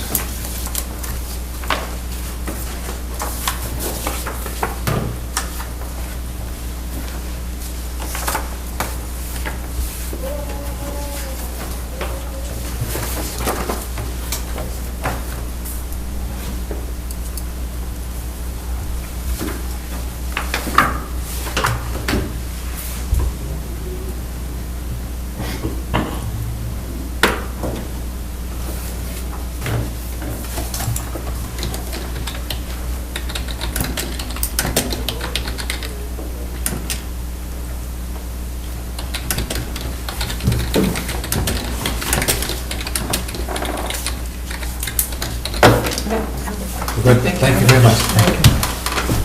Okay, next up is Century Mill Estates off Spectacle Hill Road. Follow up on enforcement order and intrusion into abutting land.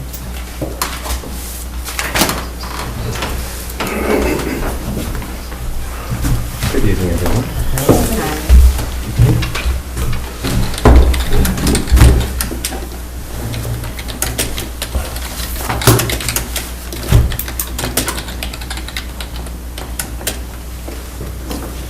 So I guess we invited them to come after we issued the cease and desist order, and just wanted to get follow-up on compliance with that. I believe we're done what you've asked us to do.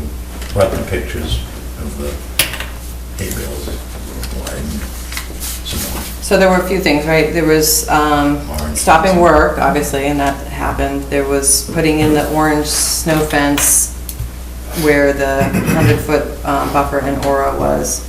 And one of the areas in particular that I wanted to make sure that we knew where it was when you go down the slope where they're going through the open space.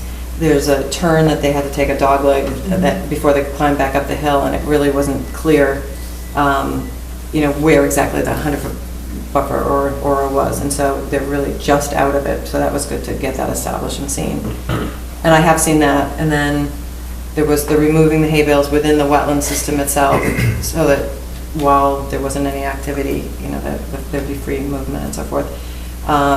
So that's what Andy's saying about the pictures. I'd gone out last week, and there was a small gap, but it really wasn't sort of the extent that I think we've been looking for to have free movement. So I wasn't going to be able to get there before today, so I just asked him to take some pictures to show that they had done that. And then Fred Hanway actually told me he was going to look at that today, too. There we go. So the silt fence is, and that was, the silt fence is at the toe of the slope. So, because, again, where they had been working, it wasn't clear because they'd had some equipment down in there, whether there'd be anything that happened in any rainstorm. So we had them put in the silt fence at the toe.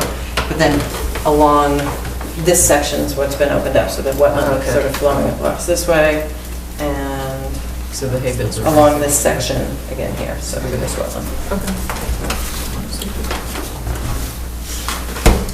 And then, and then we had asked them to put up the, the boundary markers, so if they were working within 50 feet of the open space.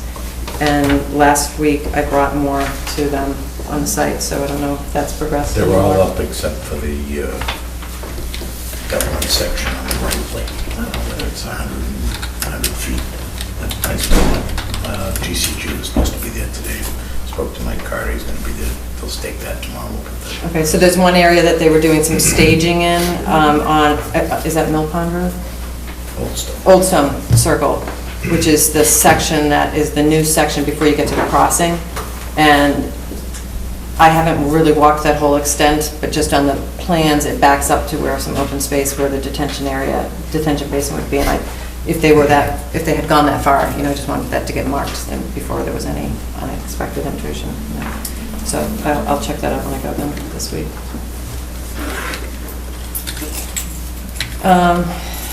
So I guess then we do want to vote to lift the cease and desist. I mean, basically, he's not doing any work in there until July, you know, until the time is right for the work, or unless, you know, he comes back and asks for something else and you agree, so I don't know. Carol, now that you mention it.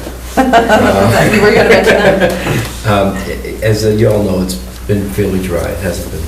If there's any possibility that we could get started even earlier than July 1, that would be great. Just throw it out there, we'd love to get started a little early, if given permission to do so. I still see rain in the majority of days forecasts per week. It's not 100% every day, but it's more than 50% of the days. Yeah, I guess we'd have to play that one by ear, because I agree with, That's fine. we're Okay. still very wet, we have, Okay. Well, we can see from the pictures in the wetland, Yeah. it's really just a little mucky now, it's not really Yeah. wet. And I only had my irrigation system turned on a week ago, and it doesn't run every day. Because it doesn't run when it doesn't need to. Very well. And the wetland drying up. But it's gonna get, if it's not, I'm glad they are, because our fields aren't from that we plow, so. What's that? I said, I'm glad they are, because our fields that we plow at. So, but I mean, it's just, Yeah. it's a question of whether we start in approximately 3 weeks. Right. Or we can start. well, I guess we'd have to watch it, I mean, if that's what you're requesting, we'll have to. Are you concerned that, what's the difference? I'm just curious what you think. Well, You see how as wet the the difference. the soil is, yeah, whether, But if it's wet, it is wetland. It's gonna be, it could be a little wet. Well, we were I'm just saying what asking for- difference. Well, if we get 3 days of rain, you're going to have more activity, more flow and more wet, you know, conditions. And so I think that the point is trying to do it when it's the driest conditions, which is in July, you know, July, August, September, which is what, that's I why. mean, it was we can take a good. total swing and just go right into dry. And if that's the case, then we work with you. Yeah, we understand that, you know, I'm just saying, we're just trying to make a living. I know, That's yeah, what it is. totally understand it, and, I want it to be summer too. but it is still wet.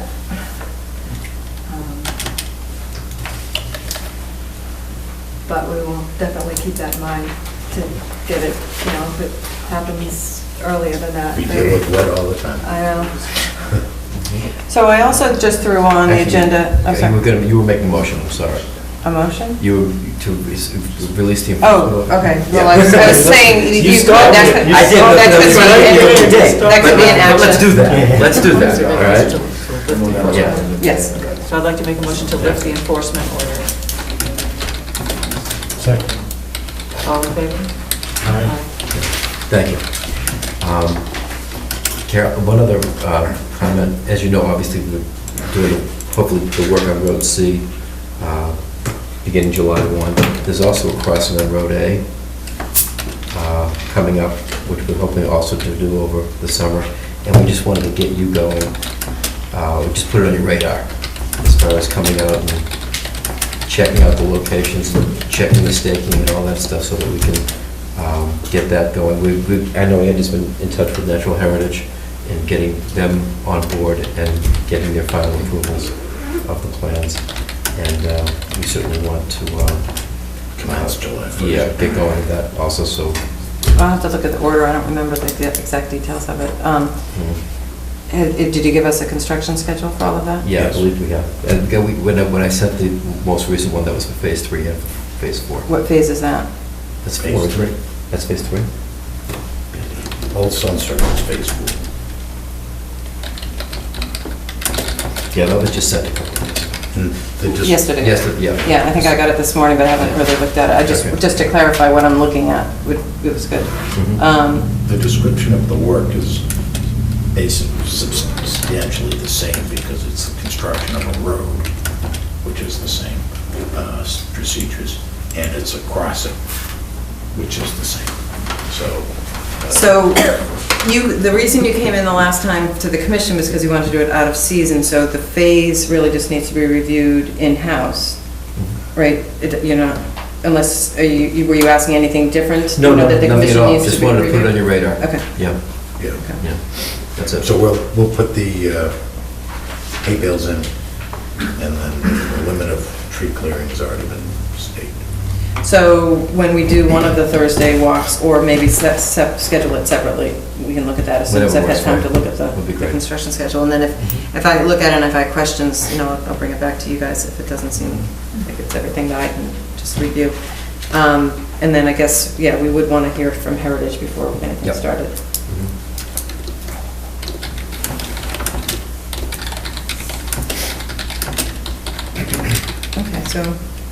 Okay, so the last thing that I had thrown on also that, and again, it was really just because on Friday, a neighbor of Andy's came in and complained that erosion controls had been put up on his land, and he thought that it was probably being directed by the Conservation Commission, so I just wanted to bring it to your attention. In this next phase 4? The one we're in That currently. they're in now. There's if you remember where the crossing is, across from the crossing is a detention basin, and there's a swale that runs along the back of the property lines, and the design plans showed erosion control along that back line. And it's not within Conservation Commission's jurisdiction, but it was shown, I presume, just to make sure there wasn't encroachment. So, I don't know, were you able to resolve that with them? We traded emails, we're going to check the line, do whatever we have to do to square it away.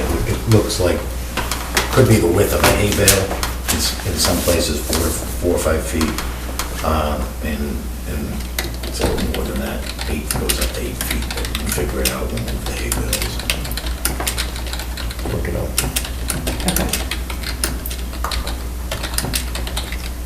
Good, so we have another meeting, so, okay. Thank you. Thank you. Until we're ready to go. Thank you very much. He's coming or not? What? This one's coming? No, he's not coming. And we can bring it up after, because it's not a hearing, he's requested a certificate of compliance, I have a comment. Let's do that after. Okay, so I guess next is our meeting with the planning board. You guys don't want to move on? That's what it What's better than freeze it? Let me just get that.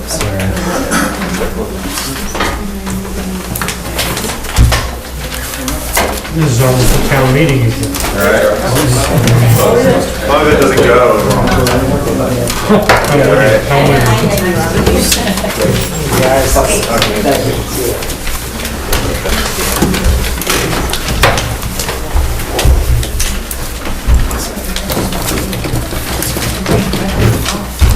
I wonder if you guys can introduce yourselves, just so we all know who's who. And you guys get your name, that's good. I'm Janet Pescatore. Brian Barrowby. Jim Stone. Maria Berman, Laura Stevenson. Max McCray. John Carlin. John Ritchie. Eric Uriarty, town planner. Jonathan Keith, chairman of the planning board. Hi. Do you want to open it or for the discussion? Or lead in? No, you can lead it. So, some time ago, some of the members met with the Conservation Commission. We started to talk about, we were talking about Century Mill Estates was one of the things we were talking about. And as part of that discussion, or following on that discussion, we talked a little bit about phosphid subdivisions. And there was a new open space model that the state had come up with. And Jennifer Burning, who was the planner, had put together some documents that showed what we had, the subdivisions that we had approved that had been phosphids, and land acreage that had been protected in those, as well as looking at some of the pluses and minuses of the new model bylaw. And I honestly really can't remember how it ended that meeting, but never moved any further. So one point of discussion that I thought we should have jointly was to talk about whether we want to continue to explore any of the parts of the model that they have been presenting, and whether we like anything and whether we want to spend any time on it was one thing. Another thing that I had wanted to talk, or I think I started this discussion, but the commission in the past has mentioned it to other planning board members. So everybody changes on the board, and some things have happened. Everyone's busy at different times, and so one of the things that we wanted to maybe do is see if the planning board would be interested within the regulations, the phosphid regulations now, making a couple of changes so that we could have some kind of a requirement that the open space be demarcated, either permanently with some kind of bounds or with signage or something so that it can be monitored, so that so that there's not encroachments, and we know how to find out where it is. And so what's been happening is that it's not monumented in any way, it's not delineated in any way, and we went back and we hired an outside consultant who went with a GPS and did boundary marking for us, but it was very expensive, and where she didn't have good information for where the exact bounds were, she couldn't really follow it up, and we can't afford to survey it.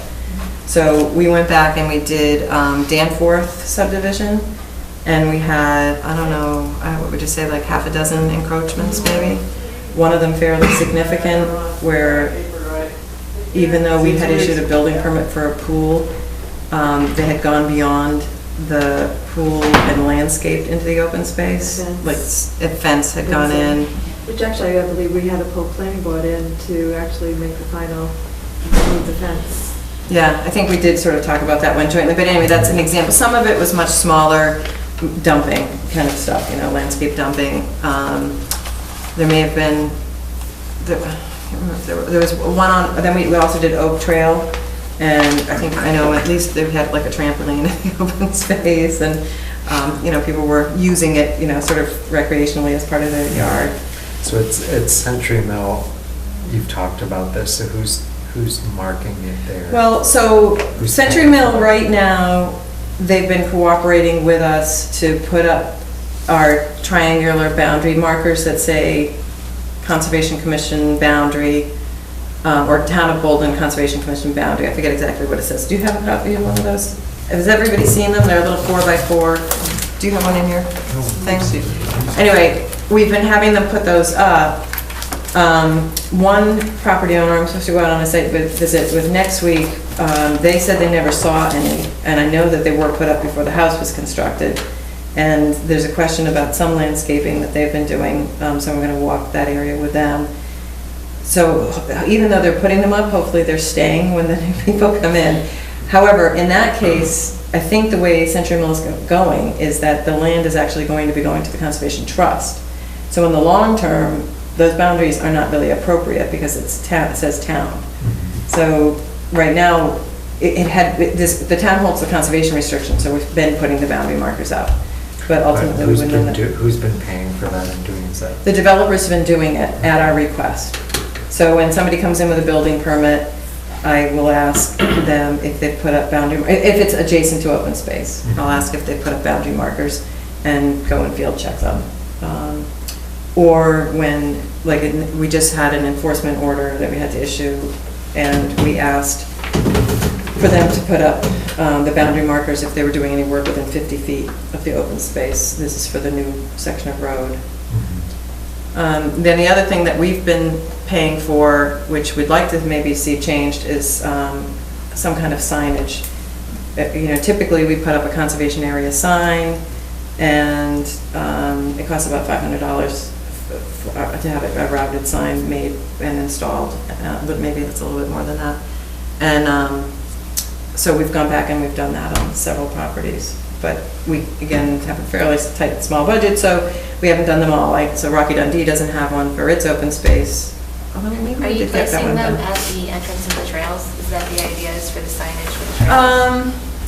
Well, it does vary a little bit because some of the properties didn't have trails necessarily, like Houghton Farm, we're having one made, and actually Bob Kiley's paying for it. But I think that was maybe written in the planning board's decision, that he provide the parking space and a sign. So he's doing that, but he's doing it sort of even in advance. So he hasn't, he's donated the land already, but he hasn't done much on the subdivisions, but he was willing to sort of get that signage up. So a lot of it's been kind of just, everybody's been pretty cooperative for the most part, but on the older ones, it hasn't happened, except for if we go back and spend the money to do it.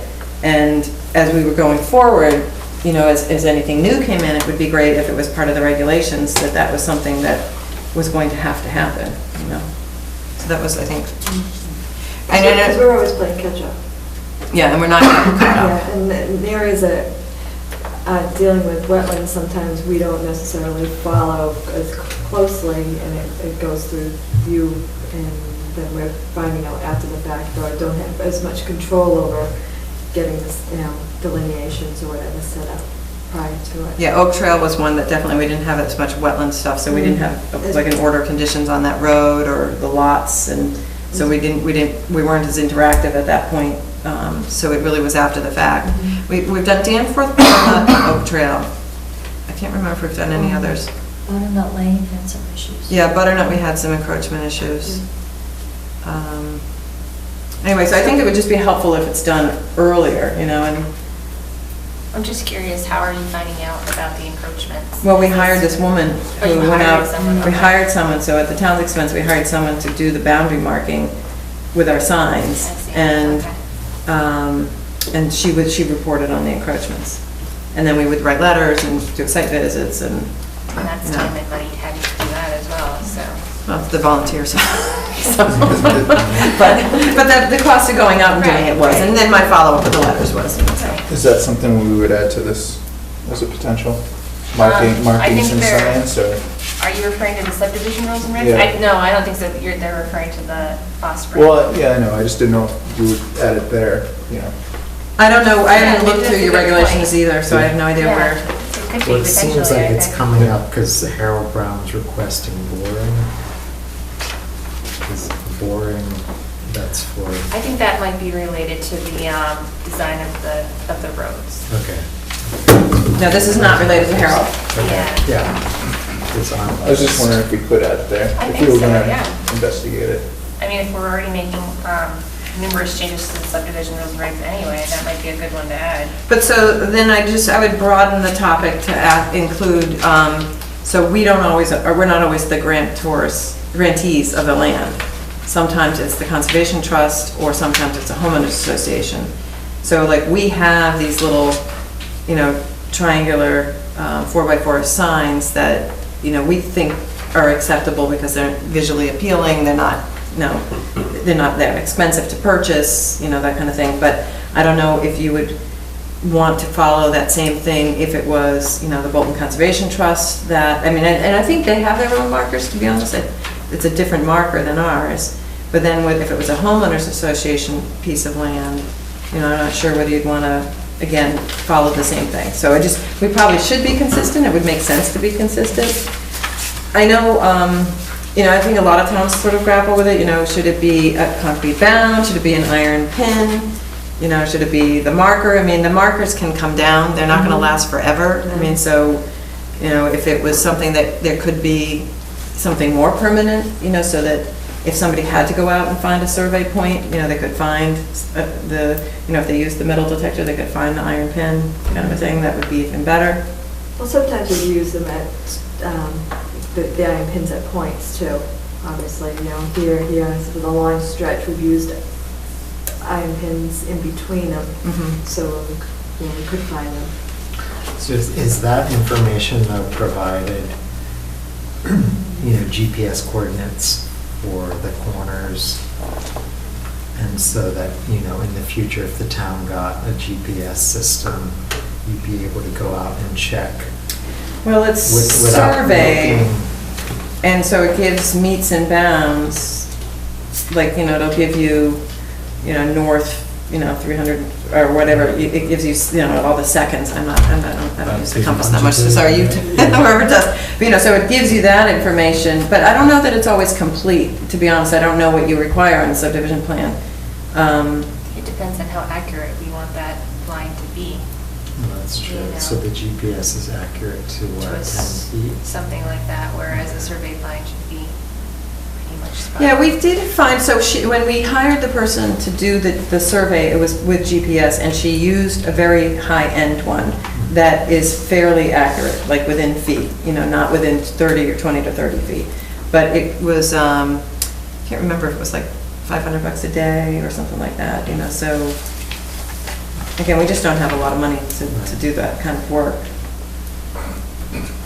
Should they be accurate enough, say within a tank's width, something like that? Is that what it's designed for? Well, I think the thing is that the reason it would seem to me it would work with the developer doing it is that they have surveyors on the Right. property all the time. They're surveying for the lots, they're surveying for the septic, they're surveying for, easements and all kinds of things that they could actually put it in with a surveyed line, that instead of a guesstimate, which is what we're doing now. Right, a and little plus, bit. if I'm a homeowner living in that subdivision, I would like to know that that's a surveyed line and you're not encroaching on my property as well, so. Yeah. So has Ducharme and Dillis been doing it at Century Mill? I believe so. Well, Oh, no, GCG is doing yeah. some of it. When Larry Ducharme was working up there, he was doing some of it. I don't know for sure that they were doing it with survey. They're putting them up. Maybe they have enough survey information. I think Larry was probably taping stuff off. Whether he was taping it off of a foundation or something else, I don't know. It makes sense to add it as a requirement. But Yeah. So do you want to go through the Bolton Spa spread and the model? Is there anything in there that you wanted to focus on? Just, if we're finished with that topic. Well, what about the signage? I guess was wondering about that. What you thought about having a sign for the conservation area, whether it's town or something else? So it sounded like there was kind of a bundle, like having dedicated parking, having a sign, and then having these markers put up. Yeah. And they're put up on the conservation side? They're put up of so the you can see boundary? it from the homeowner's side. Okay. So that, if we go out and check, and it could go either way, but it's, you do want them to see it. You do want somebody to know, like, oh, this is the open space, And the way we've done it at Century Mill, it's been pretty much like every 100 feet or so. So it's not like you have 15 of them in a row, that's, Yeah, and they're only this big, so it's not like you're looking. Yeah, I mean, when I go out, I have to big look for sign them. out in your backyard. like in the woods, you have to look for them to find them because they're not that, in your face. They're designed to blend in with the greenery, and they kind of do. Yeah.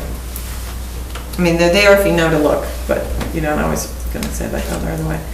But the sign you're talking about is, The sign I'm talking about is more like, this is Rocky Denby Conservation Area, or this is, Houghton Farm Conservation Area, and so that there's something that, Would this be a standalone sign? yeah. Well, and I can give you what we've typically done, but if you look around town, I mean, it's usually like, right behind Town Hall, the Powder House sign. It's like 2 boards, it's got a little logo, and Is it one post or 2? it's 2. Yep. So this isn't a sign that you would just nail to a tree kind of thing? No, it's more. This is more permanent? Yeah, yeah. I forget what he uses for the post, but he uses good quality material typically. I mean, the person we've been using, there's not that many people, like we used to do it with volunteers, the routing, but there's not a lot of people routing signs for fast volunteers anymore. So, we've had to go to a sign I person. think it's a good idea, especially if there's trails. Because it's nice to know that you are at the conservation area and, you're free to walk the trails and. Yeah, I mean, it may be if it's appropriate, maybe there may be places that the open space is not gonna have trails or something, if it's Maybe ag a land or sign. something. Yeah. Maybe you might not require it, or you may still wanna have some kind of sign. So I don't know if you would make it a requirement every time, but it would be nice that the town didn't have to pay for that. If it's something that's kind of part of the subdivision.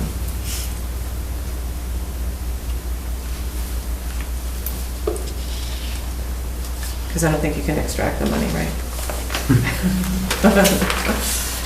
No, I mean, I think it is good for, for people to know where the trailheads are. If you rely on the map the book with the maps, it can be hard if there's, because a lot of times there's no parking, or it's like just a gravel pull-off in Bolton. So it's, you know, it's definitely, you know, great if it's marked and more people are using the trails. Yeah. If it's marked, people are more apt to use it because they know they're. Right, and having a couple parking spots doesn't seem to be too much of an issue. We've got fairly small parking lots in several places, and, you know, a lot of places, you know, people generally are going from their houses, but, you know, then you have a couple of people, I mean, you know, there's certain places like the Lime Kiln that gets a lot of use, and Bower Springs, where you have much bigger areas, but generally a couple spaces has been sufficient. So I think it's just good for like, you know, for us to understand, because there are a lot of new people on the planning board. So at Houghton Farms and Century Mill, those are the last two big ones. You know, these have been things that have been negotiated Right. in the development process. They're not in the, you know, rules and regulations, but they've been negotiated.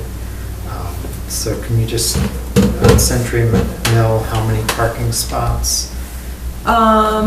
Century Mill has, right now, the only parking spots are on the cul-de-sac of, I don't remember the names of the roads, to be honest, but the Road B that goes up to the wells. There's like 3 spaces in that cul-de-sac there that were dedicated. Right. And then when they continue the road, the main road that crosses, which will go over across one of the wetlands towards Century Mill Road, there's on the plans a pull-off for a couple of spaces there. And I really don't remember if in the other cul-de-sac they had spaces. There may just be those 2 locations.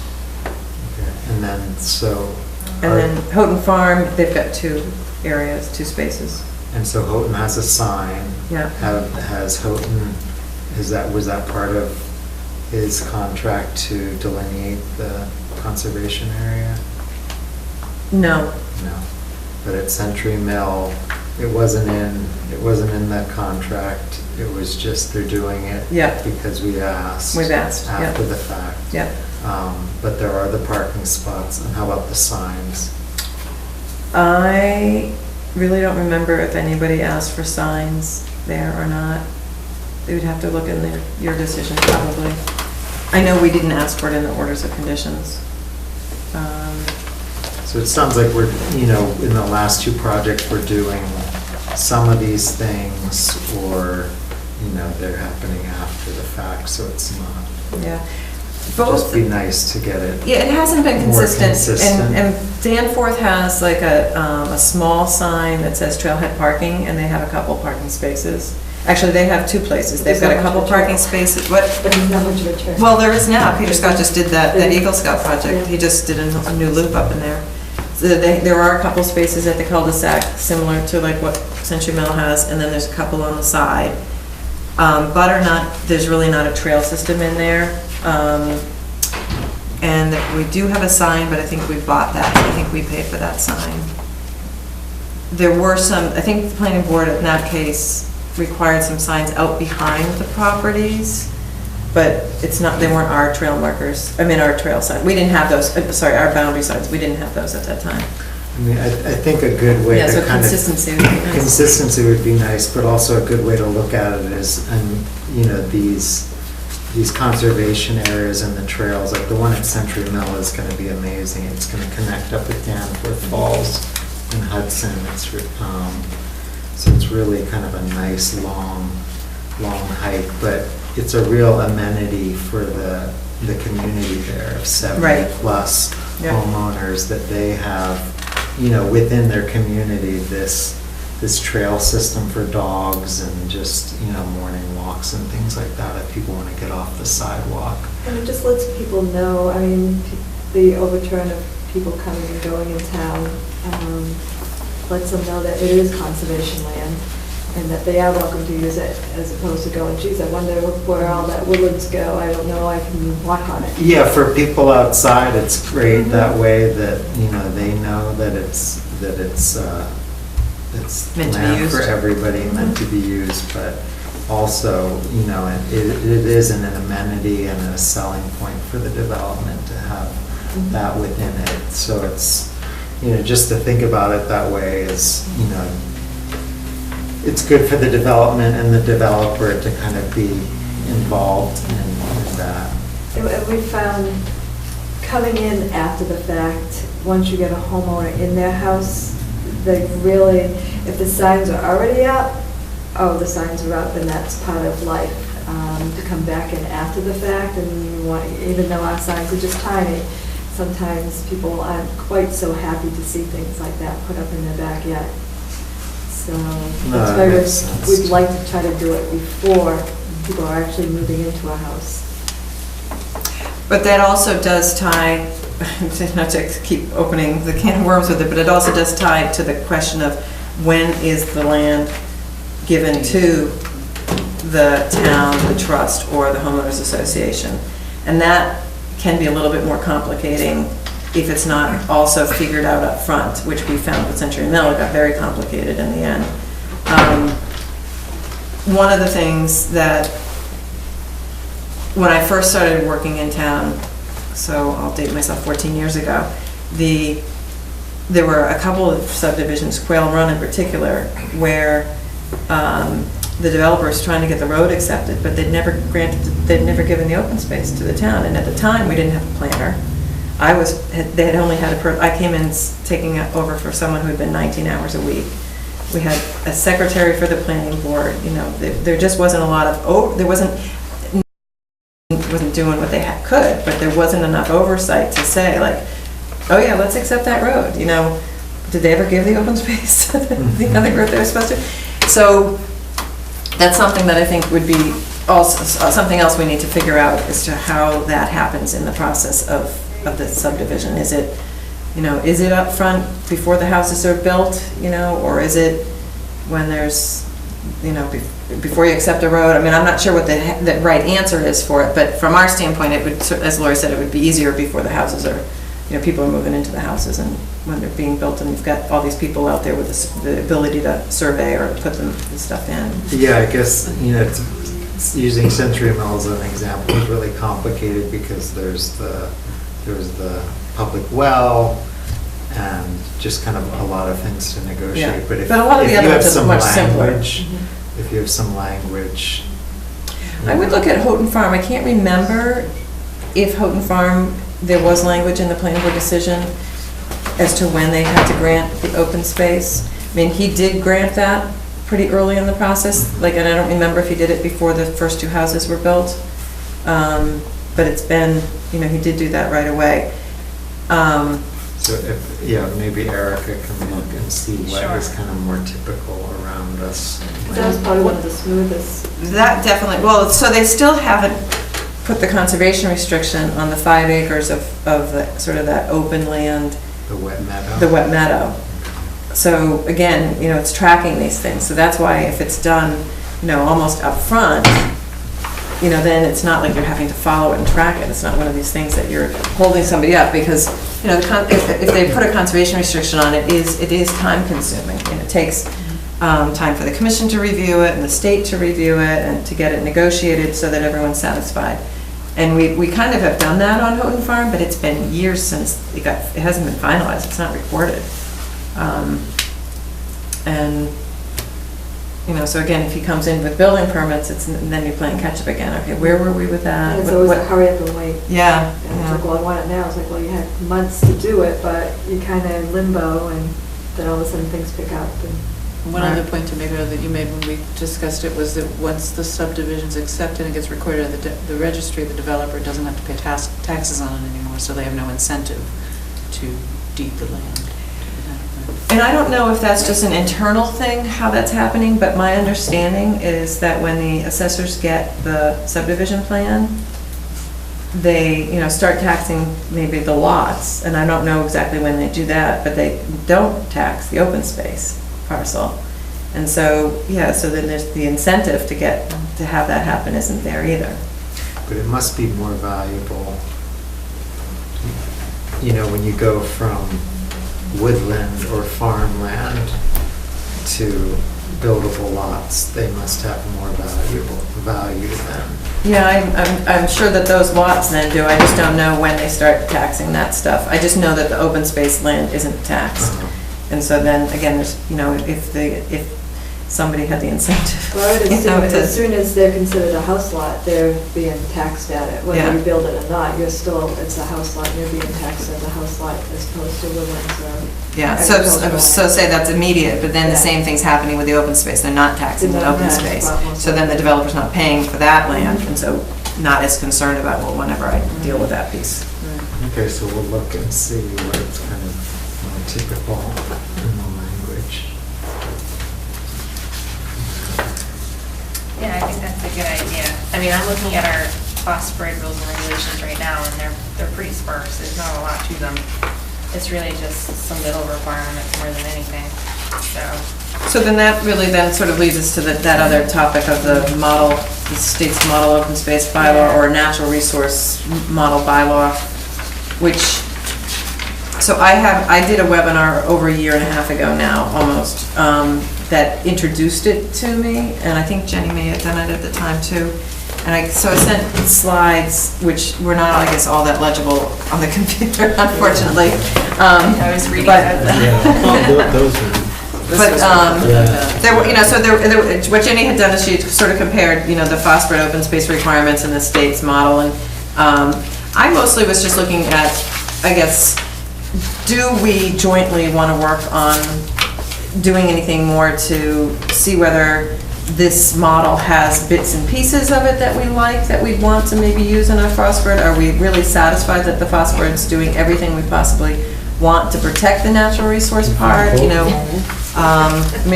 again, I'm not even sure if everybody in the commission knows, but the phosphorus is farmland and open space planned residential development. So I think when it was designed, and you guys probably weren't on the board at that time, and I don't know, Jonathan, if you lived here or not either. I wasn't here when it was proposed. But my understanding, is that there is a desire to protect the farmland, and there was a desire to protect open space. And I think the farmland was first, which is why it's in there that way. And, the hope was that you could preserve, our agricultural, lands, even if they had this development pressure. And then, as I said, since I've been here, every subdivision has come through as a traditional subdivision, but the planning board has chosen the phosphorus over the traditional. So is that really the planning board's choice, or is the Yes. developer has the choice? it's the planning board's choice, I believe. I'd have to look at your regulations, but I'm pretty sure it's the planning board's choice. They could bring in both and we'd say, oh, we like this one. So I guess the issue that's come up related to this was, the idea of phosphorus by right Yeah. rather than. Well, so that's the carrot, that's if you have a bylaw that allows you to do it by right, then you are giving the developer a lot less engineering and paperwork that they have to go through. So that's the plus side. The thing that, everyone, I would assume, would want to be really careful of is that it's not creating necessarily more lots than you normally would be able to maybe build, and so having those protections and that criteria in there is probably something that's important. I think when I looked at it, the first thing that jumps out at me is the state's model bylaw recommends 60% open space. So you're like, well, we're only at 33%, that's some way to protect land. So that's their carrot, but what are their, no, that's their stick, but what, they have different carrots then. Right, so, so that the by right, the fact that, I think, you have I'm not sure what the density bonuses are. Well, it says, There's no limit on. no limit. Right, so I'm not saying necessarily that this model is everything and the right answer for us. I'm just saying, do we want to look at it a little bit more, since it's a model that's been evaluated, the Division of Conservation and Recreation's put it out there, Mass Audubon supports it. Other towns are using it or adopting bits and pieces of it, I just didn't know whether we wanted to spend time. Doesn't seem like you can really adopt bits and pieces. It has to be like one or the other, it seems. Because if you're gonna take so much open space and you have to allow denser. Yeah. Yeah, so, well, you don't have to, again, you don't have to allow so much, so maybe we say 60% is more than we could ever Right. really think of doing, but maybe the part that, the way that they do it, by looking at what we want to protect first, maybe that part of their bylaw, though, is something that we want to think about more carefully than we do with what we have in the phosphate. Okay, so at Houghton Farms, do we know what percent that was? I thought the whole parcel was like 75 acres, so if my recollection is correct, then it probably isn't. It's better than 50%. I think we got 30 acres. 50%. Wait, was that in Jenny's list? That's this whole farm, 43.6. Well, they gave us 30 acres and then they were putting 5 acres under a conservation restriction, something like that. Okay. I think, or maybe we got 29. I could be wrong. It might not be quite 30. Well, there won't be a quiz, right? But the conservation restriction is, as in Houghton Farm, that's as good as. I hope it will be. It goes to the homeowners association. It doesn't go to the town or the trust. I believe. I don't think it's coming to us, even though we were helping review it, so I could be wrong on that. So it's that wet meadow plus all the kind of wetland engineering. Yeah, so yes, it's important to preserve the wetlands, but, you know, are you preserving the wetlands with enough upland habitat around it to make, you know, the habitat values, you know, really good, you know, so, or are there other features on the property? Maybe there's other outcroppings that, you know, are really good habitat that we want to preserve. I mean, so there's maybe, I know that you have a certain percentage of wetlands that can be allowed within the open space, you know, so it's not all open space, but again, I think for me, one of the things is, you know, do you look at it differently with the state models bylaw than we do now? Well, it just seems like with Houghton and Century Mill is definitely like more than 50%, or it's 100%, is What? No, It's the 50%. percentage we're talking about is the percentage of the total land, is right? Right, that's what Jonathan's saying, Not the though. percentage of the, it's not like if you have 60 acres developed and 30 acres open space, that wouldn't be 50%. No, but Century Mill is 30. 200 acres of land, and 100 is being preserved. Oh, okay. So in that case, 50% is. it? So sometimes that's because I there's would have some. thought there would be 30%. What? I would have thought. Oh, so it's 100 out of 200 total? That's what this Yes. is. Yeah. Yeah. So either, you know, with Hook, you know, Of course, so there are I potential wasn't cases part of where those it- things, but it's just, you know, how we're getting really high percentages, you know, like we're getting 27% over a requirement, and that's either because the land in Bolton is so wet or tricky. Like, why did Century Mill give us so much? Well, they are denser than other developments in town with the number of acres that they require per house, because they have the shared septic systems. And it is dense. There is. Right, it is, well, they did approve it as a phosphorus. I can't exactly answer it for you, but, I mean, my recollection is that when Andy first was contemplating purchasing that land, he came to the town and he talked to a variety of boards and he said, what does the town need and want? You know, what are you looking for? Because he was thinking, you know, assisted living at the time, you know, regular housing, you know, what were some of the things that, you know, maybe would work in this town? And I know at one point, you know, he was told by a chairman of the commission, you know, what we would like is we would like to see a big chunk of contiguous open space, not little pieces everywhere necessarily, you know, we'd like to have one big piece. And that's sort of how we went forward with that one.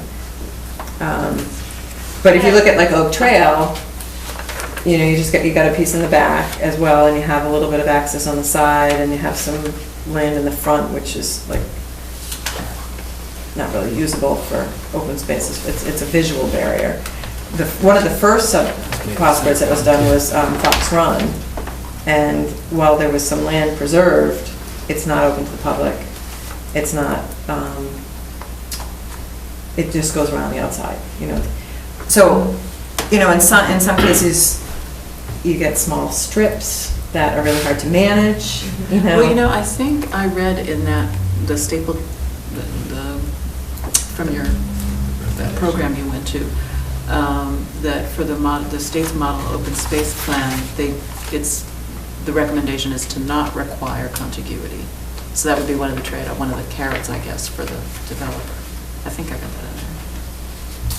No, I don't know whether that would be So it's useful more as totally, much. exactly, I know, but I'm just saying Yeah. that that was one of the trade-offs Yeah. they gave. Well, as I said, I haven't really spent a lot of time since the webinar really evaluating this. I guess I was just bringing it up as it's something that was out there as Right, I know. fodder for discussion. The more you know. acreage sounds better, 60% sounds better than 33%, but if we're already getting 50%, and then the recommendation is to not even have, not even require contiguity in order to get the 60%, I don't know if that's a good thing. Yeah.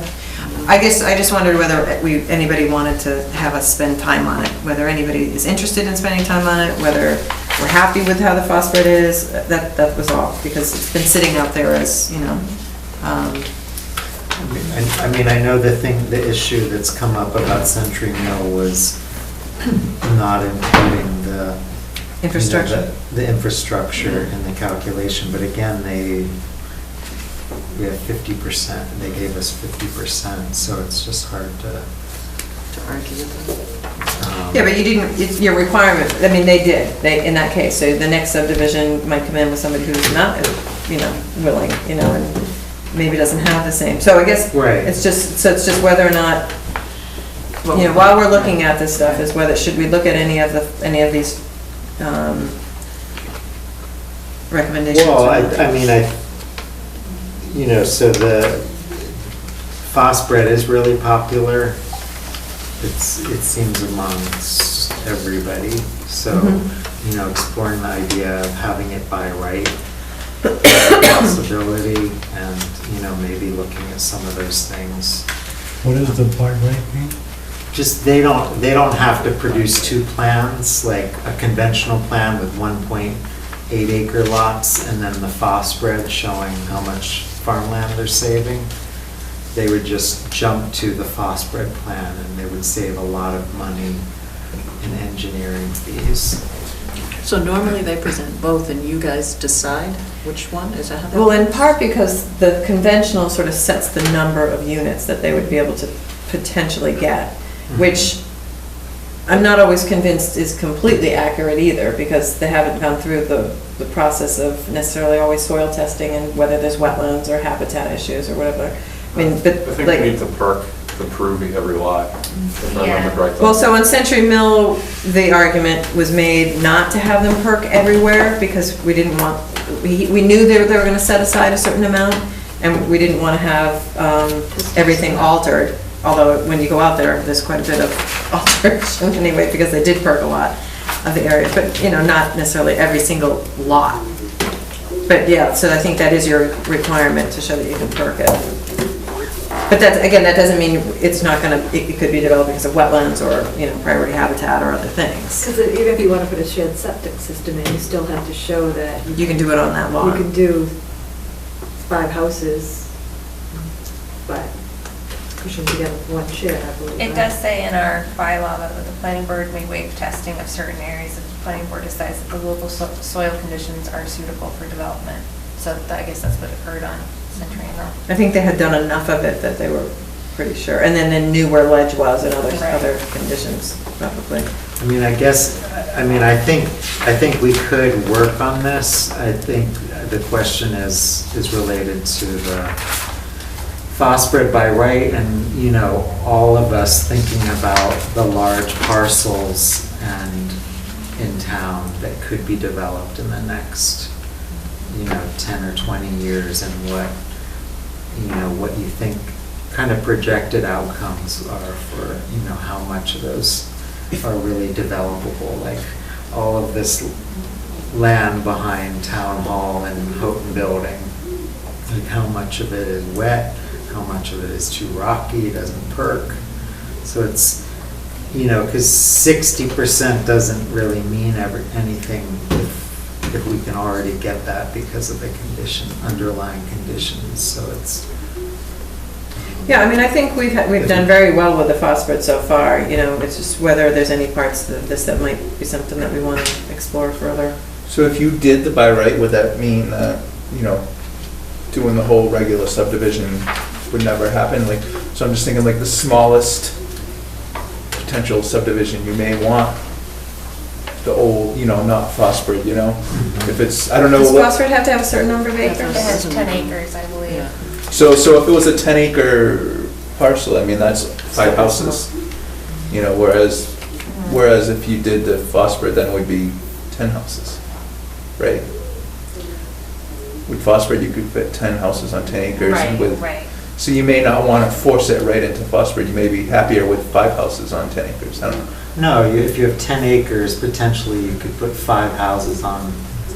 With the old, with traditional. with traditional, Yeah. and 10 with It's phosphid. 10. Well, no, it wouldn't be No. 10 because Oh. you They'd need still the have to open give, space. they'd have to give at least Oh, so it's still 30%. 5, so it'd be the Yeah, same yeah, houses. Um, But it'd be the same houses on small land, yeah, okay. Yeah, so just the idea is that, you know, they don't have to come to the planning board Yeah. and say, which do you pick?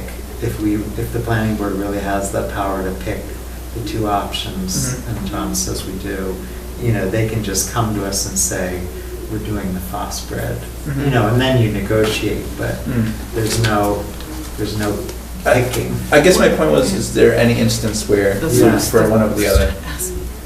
Yeah, where it's better to have. Traditional. Yeah.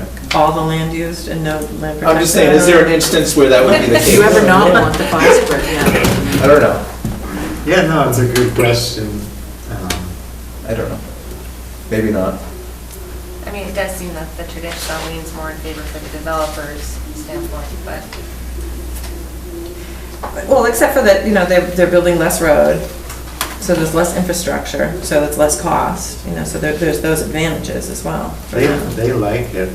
for the phosphid, Yeah, I mean, I think that there are some difficulties with the septics and the wells and stuff like that, but the Board of Health seems to have been very cooperative with doing these shared systems. I don't know, again, whether that's something that you would, you know, if you were gonna make it by right, maybe look at, you know, is whether, how that works. I think at the end of the day, the developer's concerned about how many lots he can get. Right, so And I that's what think you up have to this figure out. point, It's been pretty equal, and I think that's why they, you know, had no concerns with, you know, giving the open space, is because they're still getting the same number of lots. And I think the other, so the way this works, and again, I don't know the details of it, really, I don't remember them, but is there's a formula. You know, so I think possibly the thing would be to look at some of our subdivisions or phosphates that we already have and look at the formula. You know, and if we were to look at this model bylaw, you know, with some of the projects we have, you know, would the numbers be the same? You know, what would you have lost, what It's a would you good gain? idea, yeah. Now, with smaller lots, does that make it more difficult to sell, or do they have no problem? They don't seem to have had a problem. Because you have the offset of this open space right next to you that you're looking out. You know, you look at whether or not you have this beautiful vista. No, I as you're just driving mean in into terms it. of experience. Yeah, and also, I mean, a lot of people come from the city moving out this way. To them, having a yard is a lot bigger than what they've had, so, And they're still not that close together. yeah. Plus, like you said, having the conservation land is a bonus. I've heard some folks up at the Oaks are buying extra lots just so they can keep more land around them because they want the trees, not necessarily because they want another 2 acres of lawn, but just don't want to look at their neighbors. But that. It's a buildable lot, they're gonna be paying the Well, taxes. it could be an investment too, but it's not the impression I get. But what you said about people moving in and what the conditions are, it's very hard to make changes afterwards. And, you know, a lot of what we hear at the planning board is neighborhoods changing and how that happens, like people getting upset about trees disappearing and changes in traffic patterns and lights and things like that, so. Well, you drive from Hudson to Bolton on 85, and you cross that line, and there's a temperature change. because we have more trees in Bolton, and it's a drastic temperature change when you're riding Yeah, through there. that's true. So keeping more open space, clustering, I think is much better. So, I think there is, more discussions we could have about that. It's just kind of getting into the weeds of it. Who wants to do that? On both boards, commission. Yeah, well, so I guess, there's, we all have priorities, so then the other couple of subjects that we had, so before we, I guess maybe, unless you guys had more comments on this part of it, I was gonna say some of the other things that I had just listed was aquifer protection, which, you've brought up to us a couple of times, or me anyway. I also had, the non-native invasive plant inventorying, because we've had some discussions about that, and also then our open space and recreation plan needs to be updated, and to do that, we're gonna need some input from the planning board. So with all the things that there are, to do, I'm not sure whether it's a priority necessarily, so maybe we wanna talk about some of the other ones. But I guess my hope was that as an interim, maybe the phosphorus reg part could be done at least, because that seemed that good. But did you want to talk about the aquifer protection and sort of what your thoughts have been on that and how that sort of fits in with priorities? It's a big, for me, the aquifer and the groundwater issue is important because we're all on our own wells. We all share the same water basically. And the experience I've had I live near the new safety center, and during construction, the old oil well, pipe was punctured, and so the oil went into the ground, and this was, I don't know how many gallons it was, 300, I don't know how much oil went into the ground, but that it made it so the town had to pay a consultant. I think the first year was $30,000 to monitor, the wells of all the people in the vicinity, just to do all of that work. So it was a surprise expense. It was concerning to everybody around the safety center. It was a simple, dumb construction accident, but it just showed to me how vulnerable we are to things like that. And, the value of your house, the value you assume that it has, could change dramatically if you don't have, good drinking water. So, so that's my experience and why, I'm interested in, the groundwater and the aquifer issue. And I think everybody should feel some sense of vulnerability in town because, we don't know what's going on everywhere, and, this could affect some people. And so there have been other events. There's been, the Exxon, our houses are being monitored around the Smith property. We know that. That's another incident. And we have spills on 495 or on the ramps regularly. I shouldn't say regular, but they're frequent enough. And we typically only get notified when there's sort of wetlands nearby. So I'm sure there's other ones that are happening that we don't hear. We have industries in town. Yeah. So we do have industries in town that, basically they have their own septic systems or water treatment, but there's some concern there about what's leaving those buildings. And so have you looked at any towns' aquifer protection bylaws to see whether there's something we could simply grab from another town, or? Well, so there's groundwater and then there's the aquifer, and I think the aquifer is like a bigger body of water and probably much deeper. So that the aquifer for Bolton really runs along Still River Road, and the hill above Still River where Fox Run is and where the the sand pit and the solar field are, and probably parts of the DPW, that whole hillside is a very special formation. It's basically all sand. So all rainwater that hits that pretty much goes right down to the aquifer. So it's like the aquifer is this big cave of water, and that sand formation is basically a channel that goes from the surface down to it. So it's recharging. So there's been a lot of disturbance there, but a lot of towns have, in their bylaws, they're trying to protect those areas, those sandy soils that are recharging the aquifer from, too much pavement, too much, they don't want people removing the sand. So a lot of that's already been done, so it's trying to find a way to kind of protect the aquifer and, protect that hillside from, any more kind of disturbance. So,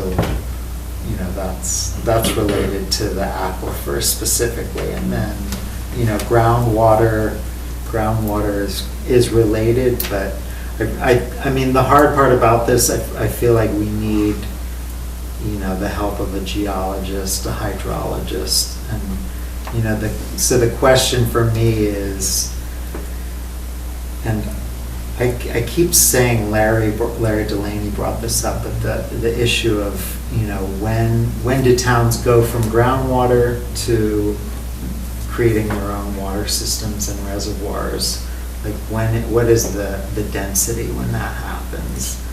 And so, how could a geologist and a hydrologist help us understand, like, how many households can the water under Bolton support, and kind of thinking long-term, because I don't think Bolton wants to, spend the capital to create a reservoir, to buy the land, to flood an area, create a reservoir like other towns have done, and have a water treatment system and put in the pipes. So it's kind of that big long-term thinking. You probably don't want 50,000 people in town either. Right. Yeah, well, yeah, so it's a big planning question, like what can support? What can the water under Bolton support? How many lawns? Well, there were some build-out studies done in the early 2000s, and I don't know whether they ever considered that kind of stuff. And then there was a long-range planning committee at the time, too.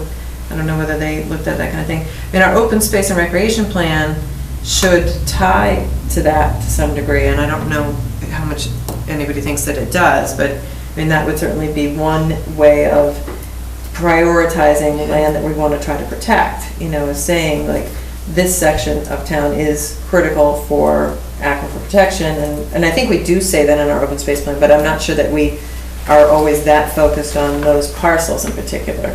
Because I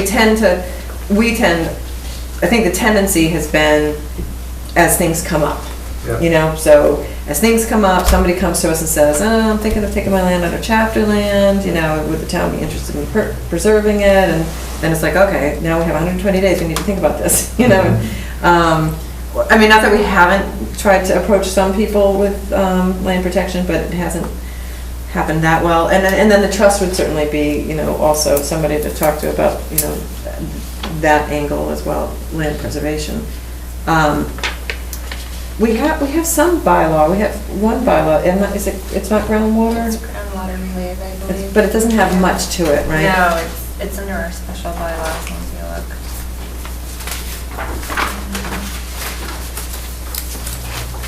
I mean, I know some, I worked in Wayland before I worked here, and we had an aquifer protection district bylaw. Mm-hmm. And, in that case, there were things like, you couldn't put in a dry cleaning business, so there were certain, like, things that were allowed and not allowed, but I'm not sure that it was really a land preservation bylaw, in any way.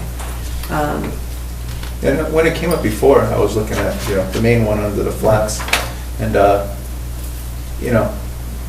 having a geologist or somebody to at least educate us would be good, because, the southern end of the aquifer is in Clinton, and, Yeah. There's no There. regulations there. I mean, who knows what's going on there? That's part of our drinking water. And then the northern end is in Devon's. I mean, you know, who knows what they're doing in there too, you know?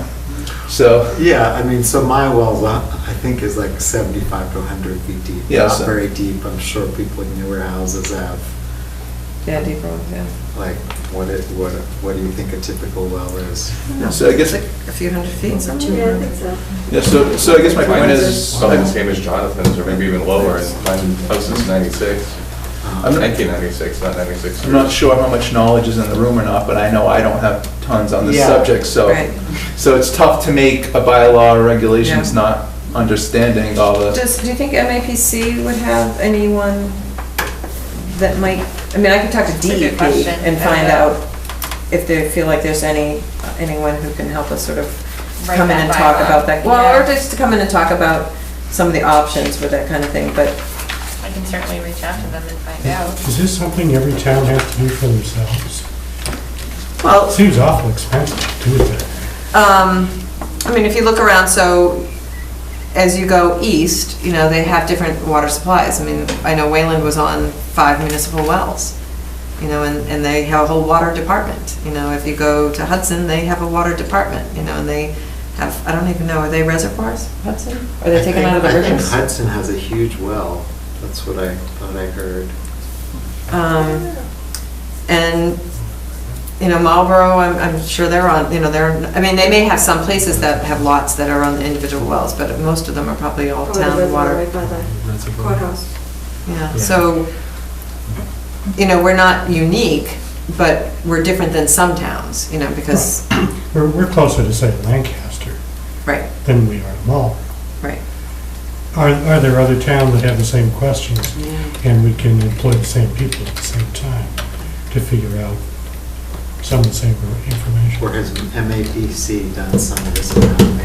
Right. Well, I mean, they definitely had good wetlands, you know, when they were doing the overlay. I mean, they had a lot of input on the wetlands. I don't know if they go down to that, you know, the next level down.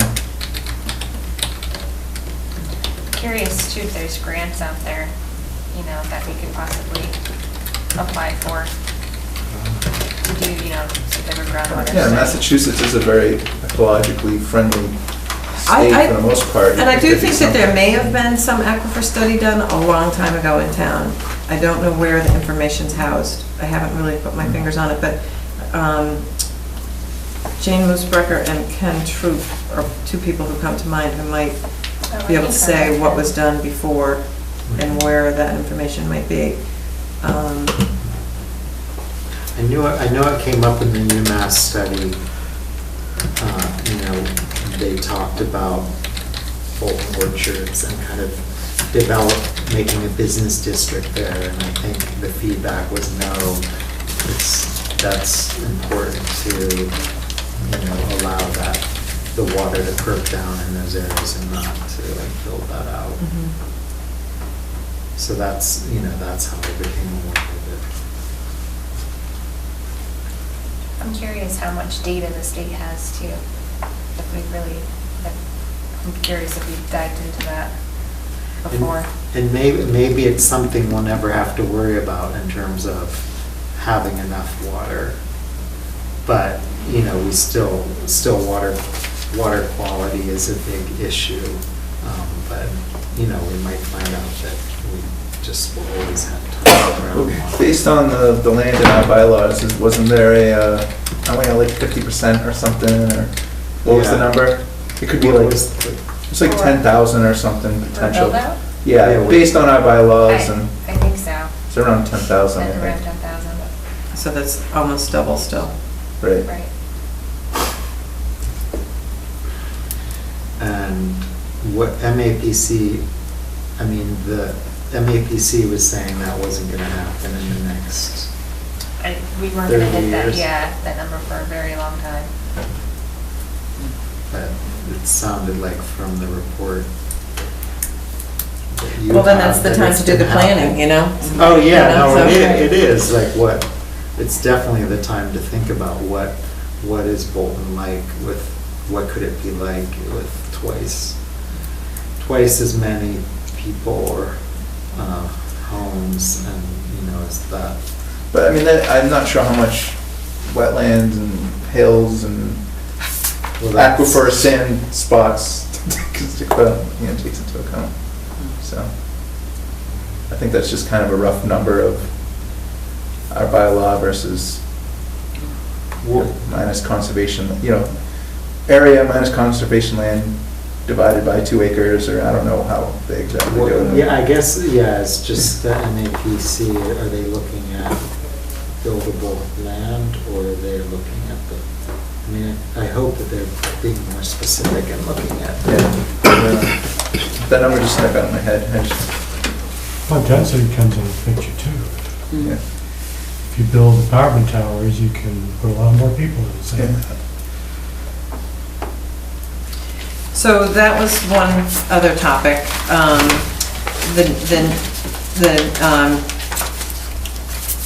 The non-native plant inventory was another thing that, as Jonathan and I have talked about a little bit, where there's a lot of places on roadsides that, especially this time of year, you start seeing some pretty visible signs of either, knotweed or garlic mustard, or in the fall you'll see the bittersweet really easily, and so one of the thoughts was, do we want to try to have our DPW or highway department try to help manage that on the roadsides at all?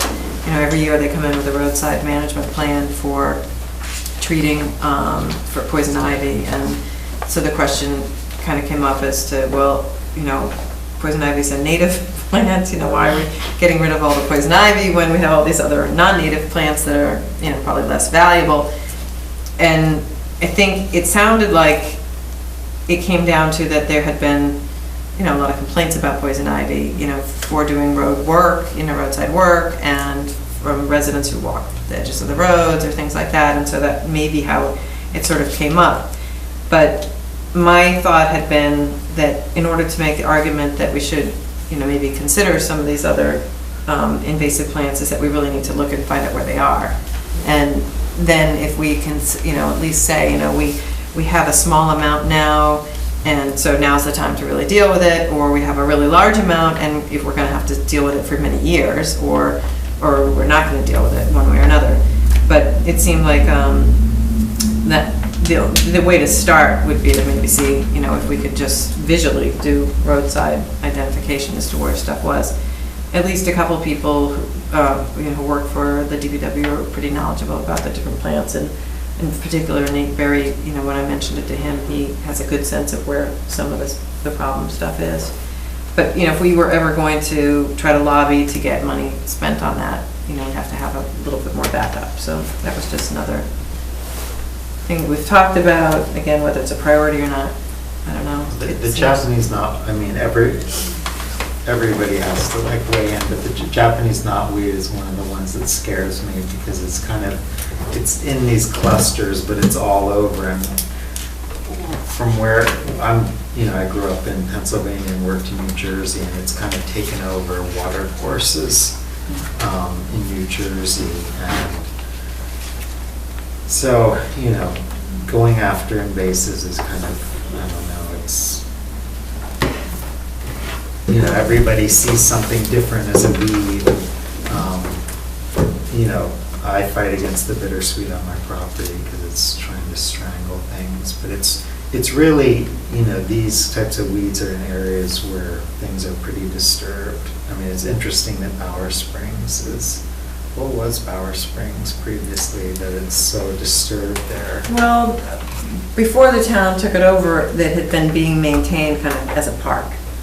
And they wanted to develop it into campsites. I think that's what they were trying to do, the Visakas. I think they wanted to do campsites. Camp on it or something. They had it. There was one old camp on it, but I mean, what the family had told me when I first started here and was trying to understand the property and the management was that they had to mow it all the time, So I think it was mowed and maintained, and there weren't things around. There, like their ailanthus trees. Yeah, I don't know where that came from. Usually, you don't see those out. Well, this far. that might have been planted as an ornamental. There are a number of other trees. Some of the conifers are sort of unusual there that look like they were ornamental plantings. So, in the past, before we knew ailanthus as invasive, it was ornamental. Yeah. I would think it came from that. Yes, and so they may have had some specimen things that they had planted around there. I remember somebody had come back and wanted to clear all the vegetation all around the ponds because that's how it had been, and so now there's a lot of, good stuff that the beavers are mostly eating, but it's, good food for them. And it just gets so much activity. I mean, it's only going to bring in more invasives. But to me, it's always a sign that somebody's like dug up the soil, turned it over, really mucked around, when you have that many invasives just climbing all over everything. Because it's not common in Bolton, even in old fields that you have. It's pretty crazy at Bower Springs. Yeah. Think of all the vines there compared to old orchards like near your house. There are invasives there, but it's just not as crazy. Yep. So, I guess that's probably less like a planning. Yeah, I think it's just it's sort of a mindset thing. Again, it was brought up, I think, because of the roadside management stuff, I was like, why are they spraying poison ivy, which is a native, when we have these plants that are kind of getting bigger? Poison and ivy is the spreading? mosquito of the vegetable world. It's native, but it's only native on the edge. And originally it was all forests and there wasn't any edge. So it may be native to New England, but it's not native in the current quantities. Well, it I know, depends but on we what can't you're control about. that. You can't really, It's exactly. like- Things are always going to change. Anyway, I'd be happy to help with the knotweed, which is the thing that scares me about the knotweed, and maybe it'll never happen up here because it's too cold, but we have it growing behind the Smith property in that wet area. And so the fear that I have is that it's gonna Keep moving down the as hill. it gets warmer, it's gonna follow the stream bed and go into, Fall Great Brook. Yeah. And so, but it is everywhere. Well, so the little question is what to do about it. Do we want to be using that quantity of herbicide it would take to control it? It's an edible plant. We could have a cooking contest. Well, that's what It people are is. trying It's to the do, shitty- but. More goats. Need more goats. I don't know if goats eat that, but it's edible by people. Well, at a certain time. Yeah, and it's at the time when it's easy to get, when it's just shoots, Yeah. you just cut it like asparagus. But I think the point is if you don't know where it is, you can't guide people to Well, try right, to do exactly. things. No, And I so, agree, we need to know. And there's communities, Lincoln and Concord in particular, who do garlic mustard pulling days, and the whole community gets out and they go out and on the roadsides and they pull their garlic mustard, The question is, then you disturb more. You have to do it you have to have a concerted effort and plan in place that you're gonna do it for a while until you can kind of get rid of it. But again, it's community activism in some ways, and it's also just knowledge of, what's Right. outside your door. The inventorying makes sense as a Yeah. start, and then decide what to do thereafter. Yeah, and so then, just the last thing I had on the list was, again, and I mentioned it, but our open space and recreation plan, we've had many surges of trying to get it updated. We start and then we don't get very far, and we start and we don't get very far. But there's definitely some sections in it that really that pertain to the planning, that the commission really would need help with anyway. So I just wanted to bring it up, is that when we do get the next surge again, that we really would need some input. And it's kind of like the planning board's master plan, in the sense that it needs to have the support and backing of everybody as well, so it's got to be, not just the commission saying that this is what our goals are, but it's, Park and Rec, and it's the selectmen and planning board, and so we don't really know when we're going to get back on it, but. I think I read halfway through, the business names and things were really outdated. Yeah, well, it's expired at least 2 years, right? Is that, it was supposed to be good through 2010, then they gave us, there was a new opportunity to extend it for a couple of years. So we did that. It's been 3 years. And then, so now it's, And so for us, the problem is that if a piece of land does become available and we want to get state funding we have to have an open space and recreation plan, an approved one. So right now, we don't have any projects that we're particularly working on, but it could change tomorrow, and then we're really struggling to So get it there's done. the maps in that, was it the red crosshatch, those are the most important? We had like Red and we had white. 4 priority levels, and it's listed out as to how, you know, so there's like double crosses. I think there's Okay. diamonds, and then there's slashed crosshatches. And, you know, that was just the person who did the maps, how they chose to sort of display it at the time.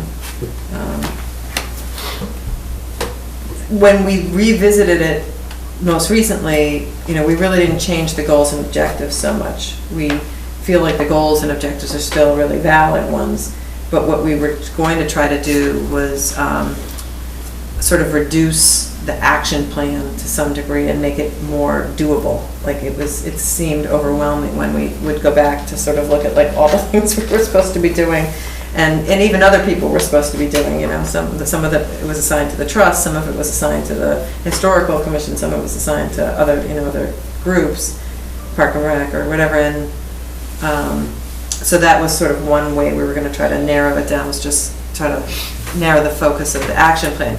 But when we look at what the components are that are required, that doesn't change really. It's, you know, so it's a very full, comprehensive plan. So, and not everything has to be updated. Like there's a section on geology, you know, so I mean, we don't have to necessarily go back and say, you know, our past geologic history, but we may add things about, you know, our concerns with aquifer. So really, it should be a modern day. These are the things we're thinking. These are the things we as the community think are concerns and how we want to try to address them. No, I mean, I just read half of it. It just seems like it's more factual things that need to be updated, like who owns what, the names of different businesses that are cited, that sort of thing. I think the population statistics, you know, some of the land use stuff might have to be. So it's a lot of it is updating the facts. Yeah, but then the action plan, I don't know if you got as far as that then. So the maps, the preserving what we want to preserve, and the action plan are really the things you have to think about, really. Right, so that, you know, that probably gets into the, you know, what we were talking about before, about the phosphid. Yeah. And so, you know, that might be part of wading into that. Yeah, we do try to put in like real things and things that are already underway, you know, because then we can say, oh, good, we accomplished that one because we were already starting to work on that. But are you using those action plans like to go to people who own parcels and asking them? Yes and no. You know, like say, for example, somebody came to me this winter and said, you know, I was talking with this guy and, you know, he's really interested in trying to preserve his land. So for me, I went to the open space and recreation plan to say like, oh, you know, this is a priority 1 or 2, you know, and so this is a parcel that we should be reaching out to this person about, you know. So, I mean, I do use it that way, you know, so, and I, you know, I have people who come in, you know, frequently and ask questions about parcels, and we say, yeah, well, you're looking to develop that one, that parcel is something that we have on our open space and recreation plan, you know, we're really interested in preserving as much of that as possible. You know, so and the same sort of thing if it came to a new subdivision, you know, we would say, look, this is where it stands, you know, these are things that we were looking at on it. But like, are you communicating with the trust and kind of reaching out to owners of important parcels and letting them know what they mean, what they could mean to the town? Limited. We're so busy with wetlands. I think, man, we don't- you know, I sent out probably, well, last year when we did our annual report, it was the first year we hadn't protected any land. Since I've been here, and I was like, oh my God, I can't say that. You know, it's like, it wasn't, you know, it didn't feel good, like, it's like, you know, what are we doing as a commission and as the town, you know, for not preserving anything? I mean, not that we didn't do other good things, but it isn't, as Jan said, I mean, if you look at the agenda, I mean, the first half of the night was all wetland hearings, and, you know, so then 9 o'clock rolls around and we start to think, well, like, okay, what can we get done? And get out of here, you know? Yeah. So we have reached out to people. The people that I've reached out to, I haven't had any success with this year, because I did feel really like, when I wrote that report, I was like, all right, we gotta reach out a little bit. I haven't worked as much with the trust on concerted efforts necessarily. I mean, they've been very focused, with Smith this year, and so they haven't been necessarily, in my opinion, necessarily reaching up, to other processes as well. I think that's true. Just contemplating the whole, the whole mobility mapping thing and seeing where we need to get trails to make connections. And Yep. in that process, I imagine that committee or group will be asking people for, the right Yeah, trail easements or. trail easements or and things like walk that. Yeah, So just in trying to think about what your efforts are in terms of creating contiguous parcels and, that effort of that. You really are gonna have to go out, I don't know, people have to go out and ask, Right. Are you willing to do this? And, most people probably say no, but I think some people will be interested in it. and I think, so the letters that I've sent have been, nice, open-ended, heard you're interested in preserving your land, would love to talk about it. And then there hasn't necessarily been follow-up from me if I haven't heard from them, because again, I'm one person in the office part-time, so, it's hard to sort of do that part, but again, if I think it's nice to be on the same page, which was why it was nice to meet with you guys and just see, do we have things of common interest that we want to work on together, or we both got like so much going on in other ways that we can't even move other things ahead. Well, it looks, we are looking at the rules and development rules and regulations, so it's a good fit.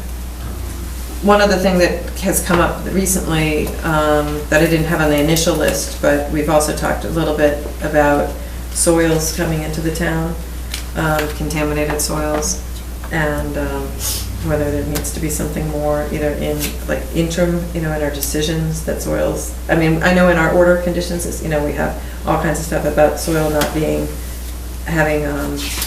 fill or being contaminated or having heavy metals or things like that, but we're only hitting small projects some of the times with this.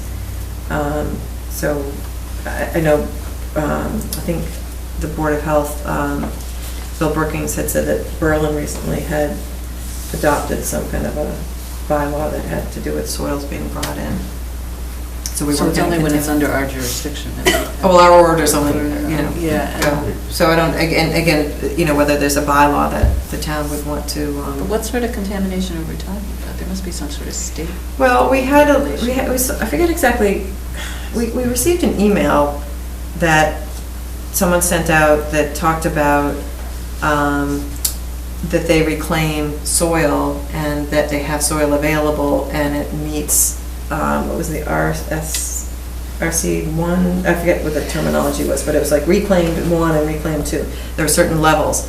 And so they had this soil available, and they listed Bolton as being one of the towns that they were currently, bringing the soil into. the And what does town. it have in it? What does the RC 1 and 2 mean?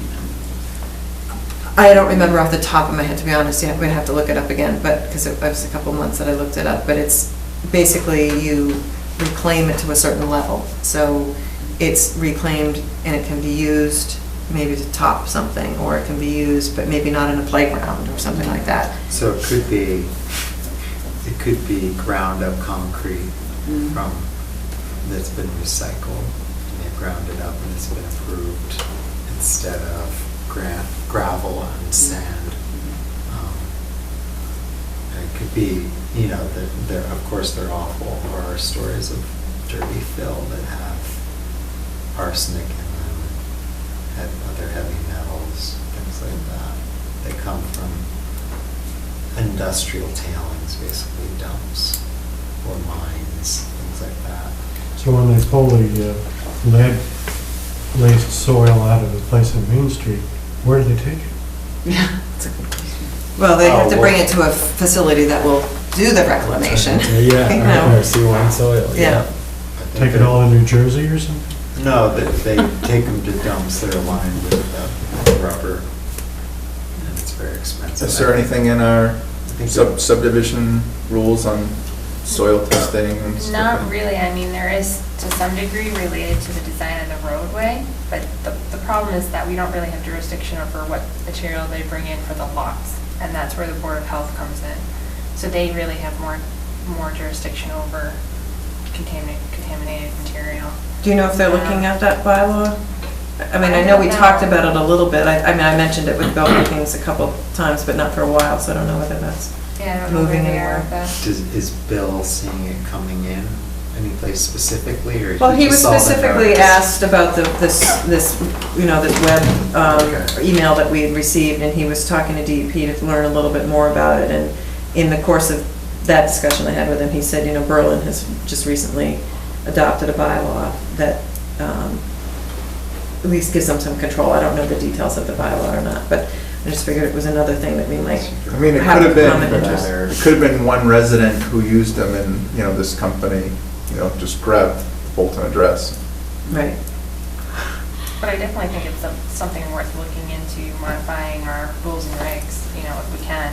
Again, it goes to the quality of groundwater and, Yeah. if you don't know that your neighbors brought it in, you know, do you know to test your water, you know? Or what to test it for. I mean, that's the other part, is testing your water is so expensive, you know, people don't want to do that. If you're testing it for all, you'd have to know kind of what you're testing it for. It's so expensive to test for everything and anything. Actually, soil testing is pretty cheap. UMass Amherst runs a soil testing thing that's primarily for home and garden that they've been using for years. It's like $10 for them to analyze the soil sample, just a generic one, but they have a bunch of other options, so. I know on Yeah, I the think the generic water one- testing's the thing that's expensive. Yeah, I know on the generic one, they test for lead. Yeah, I just know, we've had a couple of instances that came up. One time that was just bizarre.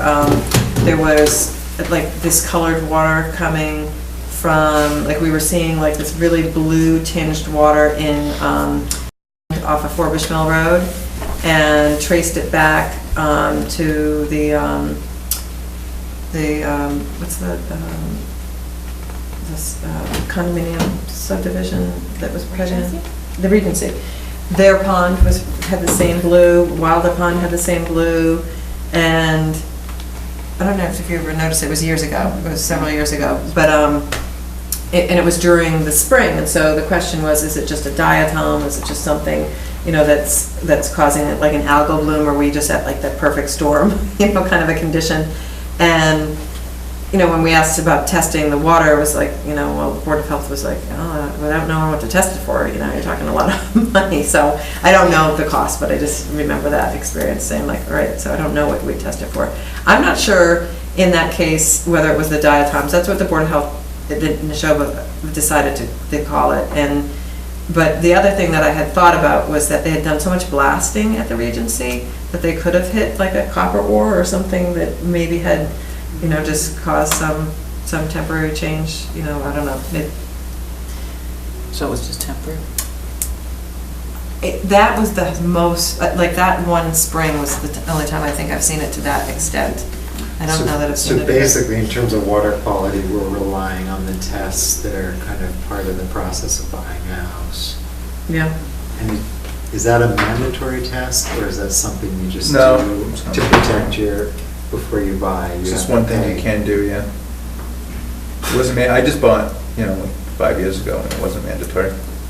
Actually did it recently, 2 years ago, and it was, yeah, like a few $100. And did you spring for like the big test? Well, you know, I did the big test, and I kind of regret it, because everything, like, was You fine. get all these trace. Like, Right, but then they're like, well, you have this bacteria in the water, and then I look at it, it's like bacteria that's in like 98% of groundwater, or, you know, water, so it's like, why even test for it, you know? This bacteria in well water, it's gonna be some, I mean, it's not treated, so. But I mean, just like all the VOCs was fine, and all the, you know, animal waste or whatever, you know, all that type of stuff was fine. But yeah, like you said, you can get so into it, it gets to a point, it's like, But, you know, if you're living downstream of one of the gas stations, or, you know, Right. from one of the industrial You definitely, projects. it's something, I'm surprised the banks don't require it. They would, but Great. So moving forward, Carol, are there certain items that the planning board should move forward with and certain items that the conservation can move forward with? And then we can at some point, I don't know, reconvene or exchange ideas or, I mean, obviously, we're going to be taking care of the subdivision rules and regs, changes to that, and then the phosphid rules and regs. So I think it makes sense for us to look at the phosphid bylaw versus the open space model bylaw, just because it falls in line with that. But I think if somebody on your commission can look at the big parcels, or all parcels over 10 acres, but I think it's really like the larger parcels and kind of think about. That's, I mean, it's a lot, but it's just kind of knowing the parcels, if anybody knows. As terms of them. what we would want to try to protect, you mean? Just, just knowing the big parcels and like, we're at 33 and they're, they have the 60%, but, could we end up with 50% of those with phosphid? Just because of the wet areas, the rock, the ledge, and all of those things. Like, are there any of them that are, that they could really just do 33% with and walk, if it was by right? Are there any that are just like 100 acres of meadow, flat, purple meadow? Not sure that exists. I don't think it exists anymore, but. Yeah, I don't know about too much of the flat meadow stuff, but, well, there's still farms, those, still unprotected farms. Oh, no, Old Bay Road, there's that beautiful meadow up there. Yeah. That's, so. Yeah. Well, I'm happy to work on that, alongside anybody else in the commission who is interested, in trying to at least get a sense of whether it's something we want to try to do and what would happen. I know Stowe's been working on it quite a bit, so I have talked to Jesse Stedman over there a little bit, and I think they've been working on it really for over a year. They haven't approved. Comparing. Comparing, and I think what the latest, what he told me was that, they're not so sure they could use the formula really, but that they have, certain constraints that they want to have in there so that it's clear, making it clear as to what you can and can't do and how you can get to your numbers and things like that. They're finding that that's where they're kind of focused, as well as he said that they really also have been spending some time focusing on how they would determine that open space.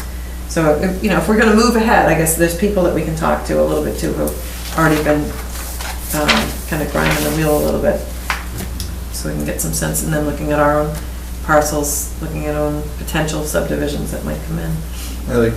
Over the next couple meetings, we are doing the rules and regs and going through it, so any little thing like signs, and I know somebody came into one of our meetings talking about times of work, maybe it's not too early, so things like that, some markers, signs, any type of thing that you think would fit in the rules and regs over the next month or two. Yeah, we'll share your drafts, I guess, as you draft it up. I can certainly do And that that. way we can comment on it and anything that pops into our mind. Yep.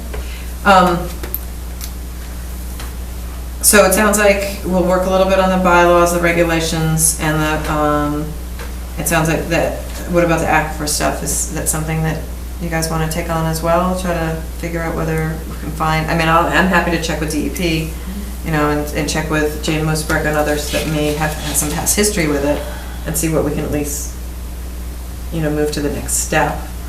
Some research would be good. Yeah, so do some research on that.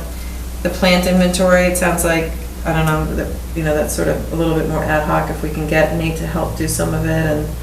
And I drive around more frequently during the, spring, summer, and fall, so I don't mind looking for stuff. Just as everybody's out, if you just happen to notice it, and you can just like mark, corner of Meadow and 117's got a big chunk of Japanese knotweed. Yep. I know that one, so. Person's Park at the entrance. Yeah. Maybe you should, because I don't know one from another, can you send out an email to With Town of pictures. Bolton? That looks like tall bamboo. You. Some of the common, I mean, guess the I have no other idea, most you know. Common and Yeah, I basic. agree. Certainly Japanese knotweed is probably the most easy to recognize. What to look for when, So, I mean, if you could create an army of. you know, I can give you a link too, a little bit, like I know, a lot of our neighboring communities are part of, a group called SISMA, and they, have a great website that has a lot of information about invasives. Yeah. And in fact, you know, so a lot of nonprofits have joined this group, and towns, you know, have joined the group. And, Yeah, I mean, if you, so send some pictures, some links. if you really wanted to create a volunteer army, you could create like a Google Docs type thing, and if anybody wants to get involved, they could, you know, sign up and, you know, we can enter some stuff. I mean, if you wanted Make it to. easy for people to enter. I probably can't do that right now, because I'm supposed to be forming a trail committee this month, so that's Yeah. my next priority, but, so that's what I mean, it's like, if people want to take some of that on, that would be good. I'm happy to help with some of the stuff, but I can't do it on my own. So it's just getting the town map and starting to mark it up, and then. Yeah, and I'm happy to, I mean, I don't have I'm just trying to think what maps would be best, like, I mean, I have a town, I don't know what the best map is, what do people use for their maps? Like, if we were to use a Google Docs type thing, could you have, you know, so if somebody's in the neighborhood, could they assess the assessor's parcel, saying, I see it in this, you know, that'd be a way to kind of locate it. I mean, people don't have, you know, GPS or anything, but. Well, we are gonna have GIS maps. Yeah. And You we gotta are get figuring out how to map trails. Right, I we know, could so this is start another doing that thing, with- right. To get that You know what you information. can do too is if you have a smartphone, you can always drop a pin of where your location is and send that Oh, out. that's true, yeah. That'd be one way of doing it. How accurate is that? I wonder if there's something already online, very because they ten. already, they have The like tennis? nature.com, I think it is, where people, it's just sort of recreational, people can map their wildlife sightings and. All right, time to create an app. Oh, An there may invasive be species something. Well, app. I've been looking, actually, I've been wanting to have from my organization a meeting where we talk about the Yeah, you take a technologies and picture, apps, it because recognizes there's so what much the that is species is, available. it pins it, we could sell it to other towns, we can make both rich. It's just image processing. There could be something online. I'm sure the Defense Department has got something. Well, if you know of something, or you think of something that you think would be useful to do, I mean, we do have maps, I'm not sure how, other than having a hard copy, you know, to provide it at the moment, but we are going online with the town's gonna have, their online mapping, or their own online GIS information soon. So that might be, you know, it may be some way we can set that up, whether it's Google Docs or something Could it else. be just the description? I mean, at this point, just kind of Verbal. identifying that it's at this intersection or this corner, or, and then that way Nate knows when, if he's, I don't know if he's gonna be the one removing it at some point, if it's DPW or if that's. Well, I guess the point of the inventory first was just to say, this is the problem that we're seeing, you know, and it's not gonna go away. And so if we need to just get the mindset then, you know, either whether it's with advisory and DPW, you know, when they're looking at their budgeting, and just say, you know, this is something that needs to be addressed. But, well, let's think about that. If you have great ideas, then we'll try to figure it out. Are they sweeping every street in Bolton with the street sweepers, or are they just doing ours over and over again? Did mine once, yeah. Some of them they blow, so I don't know if they're sweeping them all. I don't know, they shovel and blow, I mean, it's pretty, Because those people go out in every street in town. yes, right, but not all of them know all the plants either, but yeah, as one of the lead crew people does, you know, he's very good with that kind of thing. I think the street sweeping is contracted out. I don't think it's the town. that Yeah, I does don't it. think they sit and operate it, but I'm not positive, because that may be a piece of equipment we can't afford. Right, It that's amused fine. me when they did Sugar Road because they did a real nice job sweeping and then they put it up in a dump truck and the dump truck had a leak. So the sand showed when we were back on the road. That's not good. See, like, is that clean, Phil? Yeah, Or is that well, that's dirty always the Phil? question, yeah, I know that's a debatable issue. I think DEP allows it to be used in some ways. All the It's not I as think it dirty depends as- on how urban the area is. Yeah, Yeah. For Bolton, it's probably not as dirty as some other areas. Yeah. All right, it's 10:15, have we covered? I think so. Yeah. Well, and the last thing I would just say is that when we originally talked about setting this up, we said, you know, maybe quarterly, it's something we should just get together so that we don't lose track of, you know, how either progress or new things or whatever. So maybe another, Maybe in the fall or yeah. something. So, yeah, so there are action items in there that I didn't get to, but that pertain to the planning board. Did you read the whole thing? I haven't read it yet, honestly. I'll try and get through it. Oh, in the open space and recreation plan? I, at some point I can pull it out again. I had sent some stuff out at one point to Jenny and had said these are the things that we would need to get from planning board, or some sections that we'd want to have you look at. But since we haven't moved that much forward, I haven't really felt any pressure to ask somebody else to do it. So that's, it's something that's ongoing, we need to do it, but it's easier to take on some of the tasks we can accomplish quickly, I guess. Great. Well, thank Thank you. you.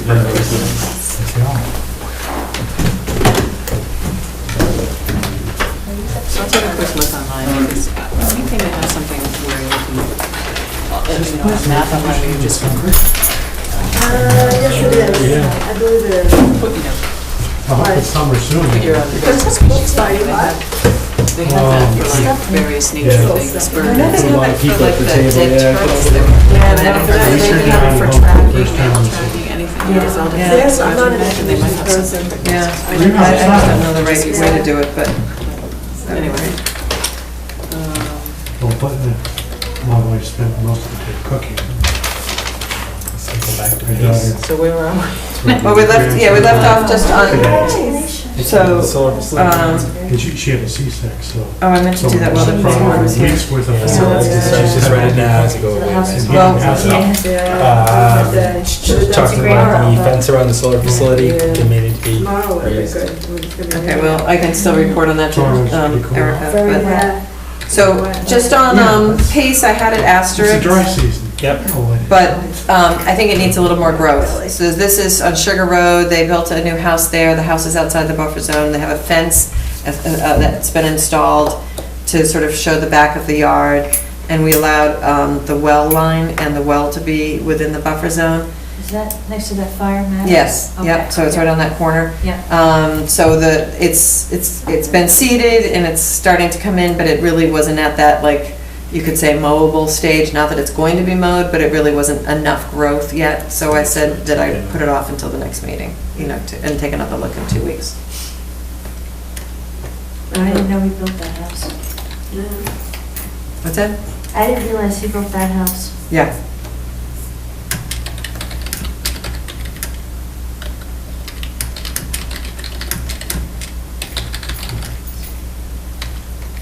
So then, what was the next one, that's MacArthur? Solar facility, yeah. So Jim went out and looked at the solar field. I looked at the fence, and the fence is right down on the ground. I didn't walk all the way around the thing, I'd still be walking. But every place that I could see, other than places where it was damaged, it was lifted up, which, of course, they intended to correct. So if the intent was to let anything crawl underneath it, it wasn't going to happen.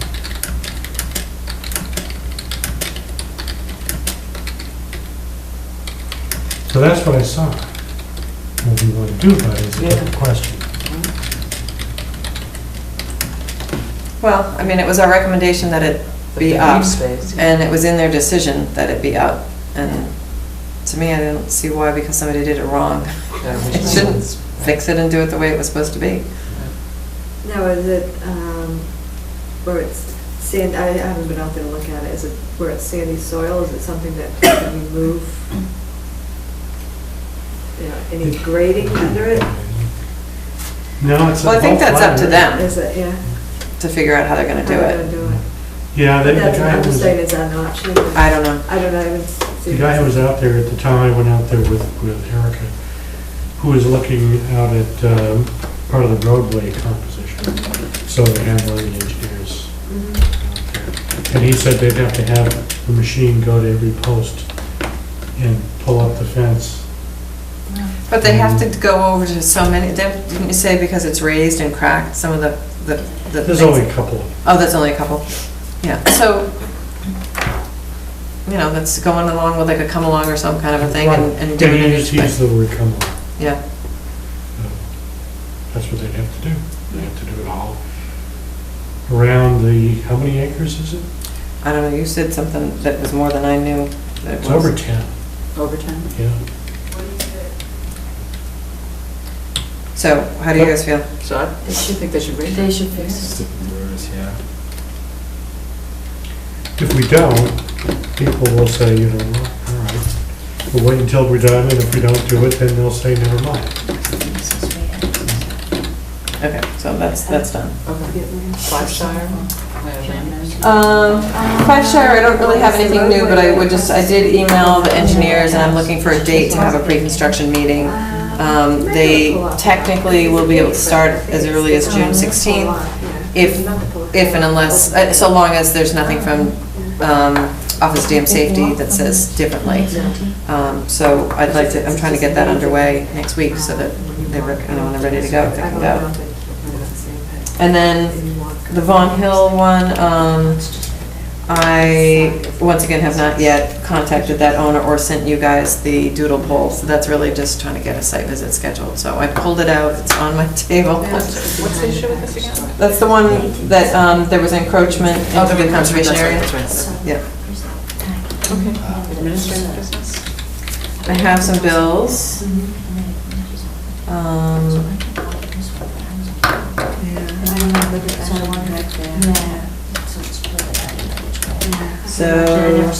So I have, just have one bill from Beaver Solutions right now, but I am looking at the year-end spending. I know, and I've been contacting people to get their bills into me. So our fiscal year ends June 30th.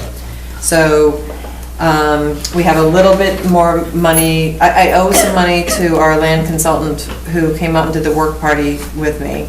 He came out the day before, we walked it, and then he worked all day with us, he and his wife, doing the planning, the pulling and guiding people, and, you know, that was, you know, it sort of took the place of Rob, who had been doing it for years. I have a training coming up on June 19th. I Okay, haven't submitted anything because I haven't taken it yet. okay, well, I paid for it. you did pay for it, we have $34 in our training budget still. More than that. It's more than It's probably that. 100. But we may have some money within another line item that would cover it, you know, so you should submit it anyway, since you paid for it and you're going to be taking it, right? And I have a little bit of money in equipment that Rona's just told me that there's some boards that need to be fixed on one of the boardwalks over at Vaughn Hill. And so I'm hoping to maybe get that, maybe, I have to check the wood supply that we have in the storage shed. I have wanted to get like just a small saw to carry around, like if somebody is out and it's a small enough tree that they could just get out of the way, you know, not with a chainsaw, but just have a little sharp saw. And, Can I bring up something else on my own trip that I just thought of when we, with the Beaver Solutions bill? I never got back to you about the beaver that was, got stuck in the cage at Bower Springs. okay. It looked like it had, I don't know if you know, I don't know if you ever saw it down there, but it was on the second I pond, didn't the see it. larger pond, and it was, there's that big cage around the culvert, and it looked like the beaver was in the cage and was trying to get out of the cage, and that's how it got stuck. Well, the way it got in the cage was it appeared that it had gone in from the other side of the culvert, the other end of the culvert on the other side of the trail, where Right. there's no cage. And it looked like the reason there was no cage was that the entrance to the culvert was high, you know what I mean? And you wouldn't think that the beavers would climb up, it was high and dry. But they did climb up. They were actually trying to stop the flow on that high culvert on the other end. And you know what I mean? Yeah, I do. I mean, the guy, Oh, did Beaver you say Solutions it? did Okay. tell me about it, but, Okay. I mean, so, he said it was pretty unusual. He'd never had that happen before. Well, there was all that material. I don't know, do we just leave it or do we put it in a cage on that side too? Because What happened to the beaver? he died. I mean, Yeah, it got caught in the got stuck. fence. It couldn't get back out. So it went in through the open end of the culvert and got stuck in the other end. It tried to squeeze through the caging and couldn't make it. Yeah, it was I pretty. mean, I can ask him pretty about ugly. it. So he did say it was sort of unusual. He's never, I don't think he'd either never had it or Well, I it was think rare to maybe have the it. water level happened to be higher, because so normally, I guess normally it's drier there, I don't know.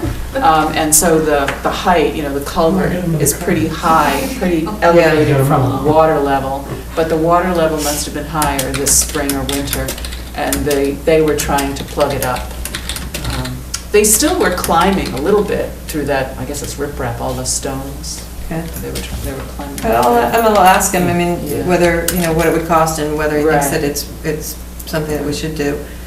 So, I mean, it's not only the safety of the beaver, but Right. could they actually stop up that culvert? Yeah, which is, I think, the part that doesn't usually happen, but where it may be a little different at Bower Springs because also they're coming from, they're not, even though there's a lodge in the pond, Yeah. they're also Beyond up that big beyond that in that wetland, wetland yes, system. And exactly. so it may be Yeah. just the movement there's different than, like path, Fifeshire, they're pretty much just in the pond, Yeah, It's not yeah. like they're coming from the other wetland, and going backwards. So it may just be that it's more of a unique situation. So I can follow it up with him and ask him about that.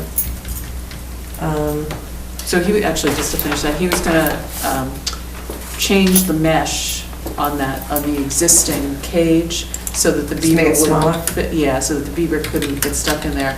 But still, that doesn't, we still need to decide whether we want to put a cage on the other end so that they don't stop that up.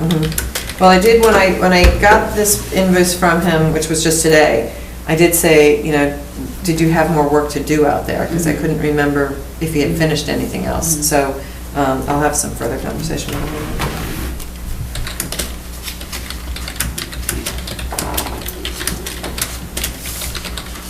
Yeah, that was probably, I think I got more phone calls on that than anything I've had. I know, I saw about any other 5 conservation people, area. and they all ever told me they were the ones who called you, and I said, well, a lot of people called. It was sad. It was. And then I gave you one set of minutes, I think. Okay. So if you want, I don't know if you guys want to do that one. 429, I believe, yeah. And so just to finish up on the bills and stuff, if there's anything that you think that you need, or you're doing, like training, or that you're planning to, that you think we should purchase, let me know. I think that we have, I need to think a little bit about the vernal pool stuff, because we still have some money in that line item, whether,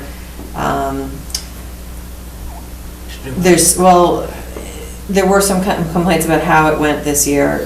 Somebody did say, maybe having, the police chief thought maybe having some of the sawhorses with like the light, the blinking, the hazard light or something might be a good thing to have, because people are used to that, seeing that, and that does cause them to slow down, versus, I did get an email from a guy this past week who's been telling me how much he thought that the signs were really effective, having those out for a little while, because he then stopped and noticed, things happening. So, you get different people who it helped them to think about it, and then some people who ignored it completely and, with kind of giving us the finger because they were driving through and we had headlamps on or whatever, and, it blinded them or. Police do not like the headlights. Yeah, so I think, anyway, so there may be some purchases related to that we should consider making.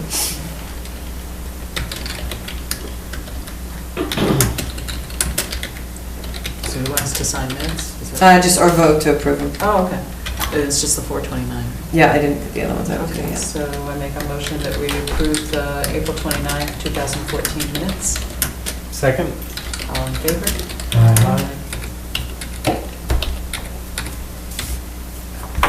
So the last thing I had asterisked was just the pipeline. I don't remember if at the last meeting I knew, but the selectmen are going to have a meeting on June 26th, and it's going to be over in the Florence Sawyer building. And I think 7 o'clock, I'll have to double check on the time. But, and I want to see if they haven't got that on the town website yet, and that we get it on. If not, have them put on their I will main be in page. San Francisco. Okay. Call in. And so it looks like, just from upcoming meetings, we have a meeting on June 17th, and then based on the original